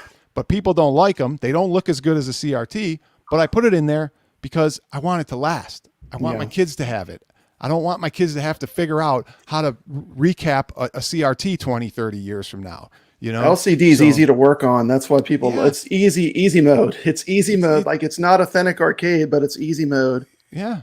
And and really, I totally get why people do it. Yeah. And there's no lag. There's no input lag, right? Mm-hmm. There's nothing. It's just as normal as a CRT, but it just doesn't look as good. And I'll be honest there. It's not as sharp. It doesn't, but the thing in a Donkey Kong cab is that the CRT or the monitor is so recessed, right? It's back in there that once you put the bezel and it's so dark in there, You're looking into it. You're looking into it. It looks awesome. You know, you got the same size screen. It to me, a LCD in a Nintendo cab is like one of the more perfect options, because it's kind of deceiving that even an LCD is in there because it's so recessed. You know, if you have one right up here, Brad, you know, you're going to go, oh, that's an LCD. You know, it's because it's so close.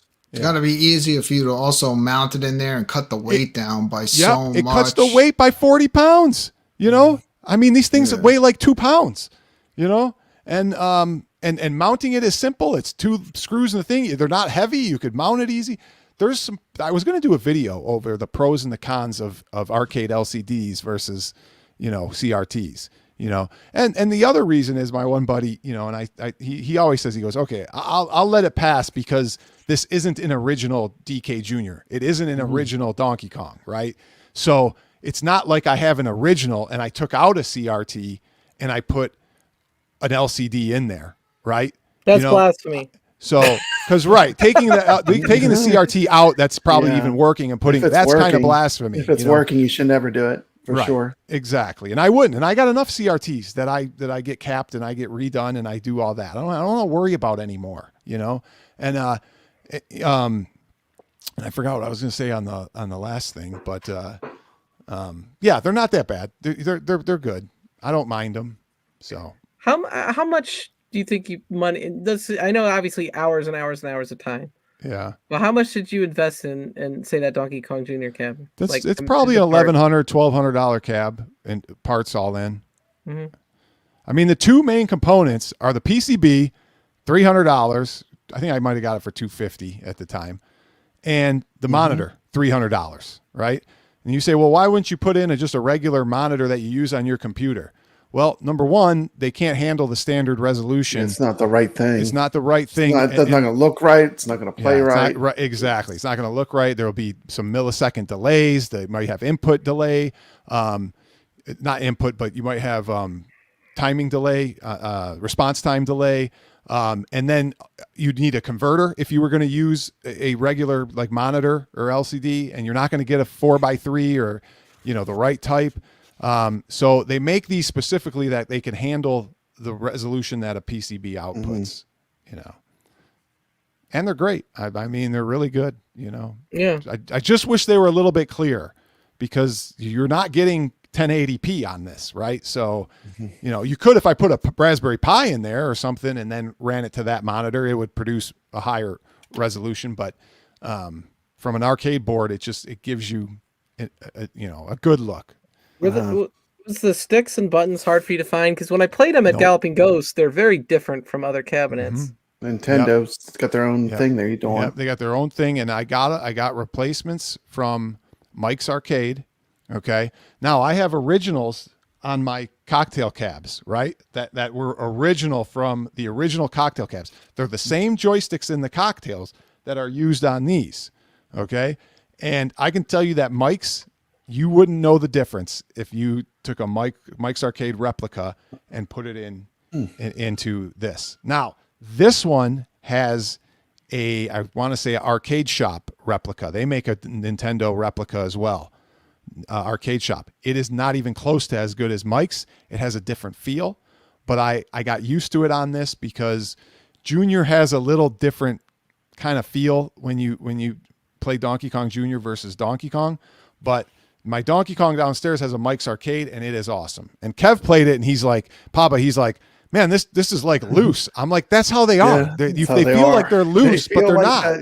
You know, I'm like, they pop back. You know, you tap them and they pop back. They feel a little wobbly and loose, but that's a Nintendo joystick, you know? Yeah, I noticed that on all the ones that Galloping Ghost. I'm like, these are loose. They need replaced. This was my first thought, but I'd say most of them are perfectly fine. That's just the way they are, you know? So they used a light spring, right? You can always replace the spring and make them a little tighter. But most of them they didn't need it, or that's not the way they were. So REXER, have you hit the million? I have not. 968,000. So close, huh? So I played this game, you know, and I was on level 15, right, of Donkey Kong. Hadn't died yet. Level 15, right? So that means I got 4 guys on level 15 still. There's only 21 levels, right? I got to finish 21 levels. I thought for sure I was going to do it. But here's what happened. I started losing points on boards, meaning I wasn't getting a lot of points. And you know how I have that pace chart? For people that follow me on Twitch, I have a pace chart that tells me where I need to be at to get the million, right? Mm-hmm. And I started falling below that. So I started panicking, right? I was panicking and I was getting nervous because I'm like, I'm not beating this game without getting a million, right? I'm like, it's a million or bust. You know, I'm not going to get to the kill screen and not have a million. So I start dying. I get a couple bad boards. I die. Then I get on my last guy and I'm still below the pace. And I tried point pressing. I made a bad jump and I died on level 21 at 968,000. So, and I was still a little bit short of pace. So next time, but anyhow, gentlemen, I've taken up enough of your time. Barrel. It does take one wild barrel. Yeah. Well, when you get to, if you ever get to the end to level 5 or more, the wild barrels become 10 times more predictable than on levels 1 through 4. Okay. So you can avoid some wilds on levels 5 and up because they're predictable at that point.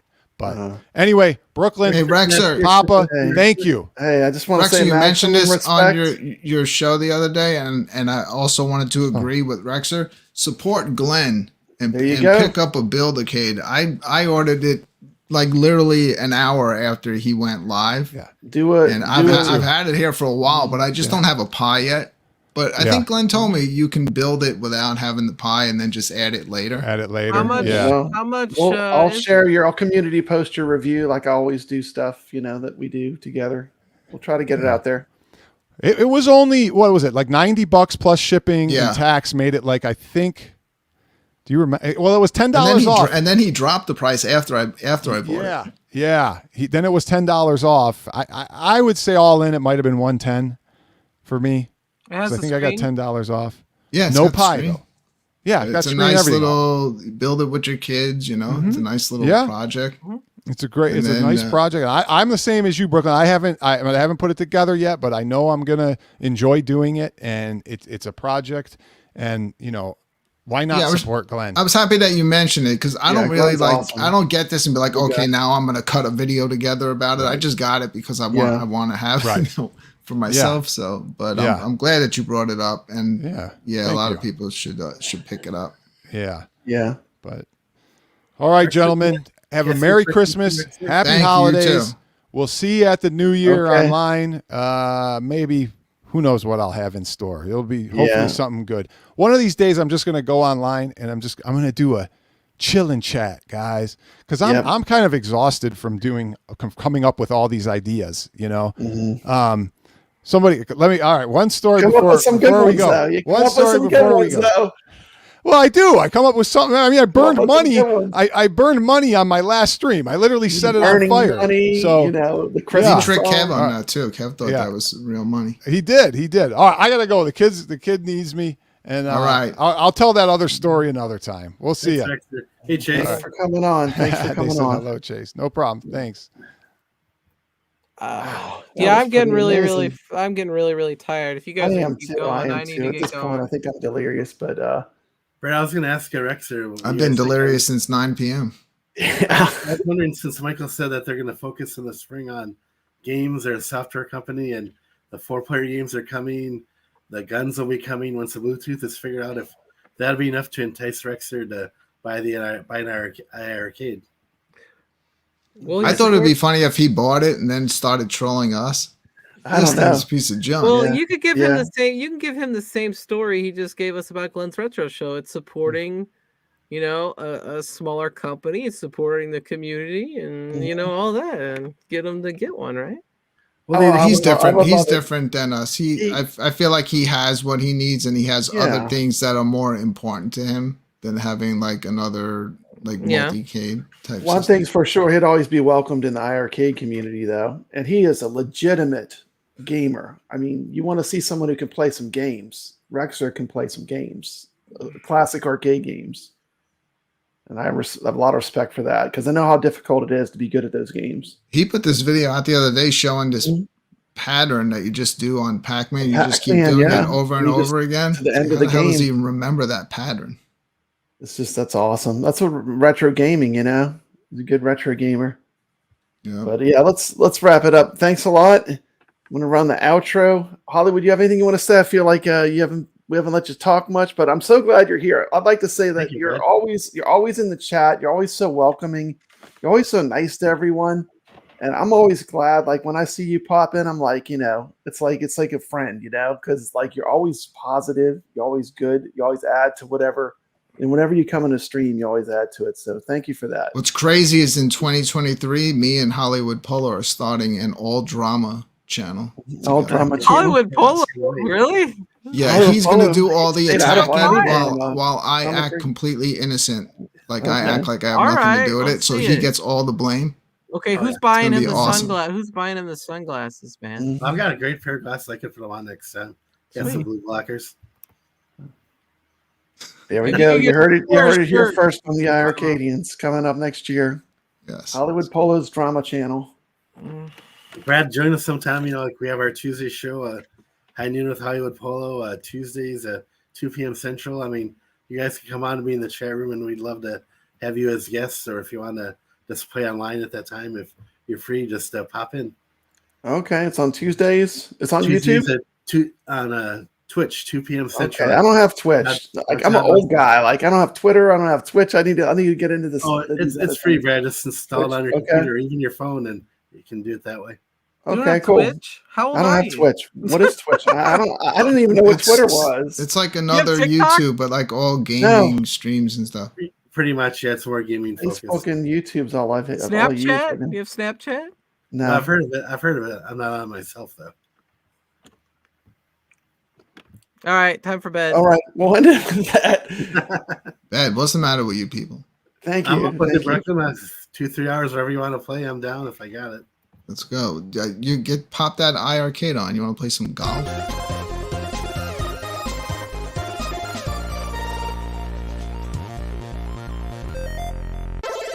This is Papa Brad, and I'm proud to announce that my channel now has memberships. If you would like to support the iiRcadians show or Papa Brad's gaming on the crazy arcade adventures he goes on, you can do so. I have 3 different levels: iiRcadians Illuminati, the iiRcadians Inner Circle, and the iiRcadians High Council. You'll get exclusive content that you'll only be able to view in each category. So if you enjoy what my channel does, and you want to give us a little support, help pay for the StreamYards and the expenses of doing the show, this is a completely optional thing, and I'm just putting it out there. So thank you. This is Papa Brad's Gaming, reminding you to stay legit.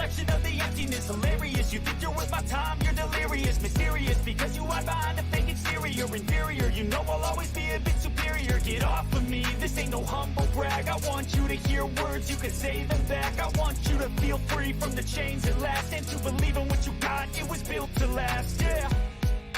Now that I've been put through hell, I never got anyone's help. I had to do it all myself. I don't ever slow up, no I don't take shit. I've got no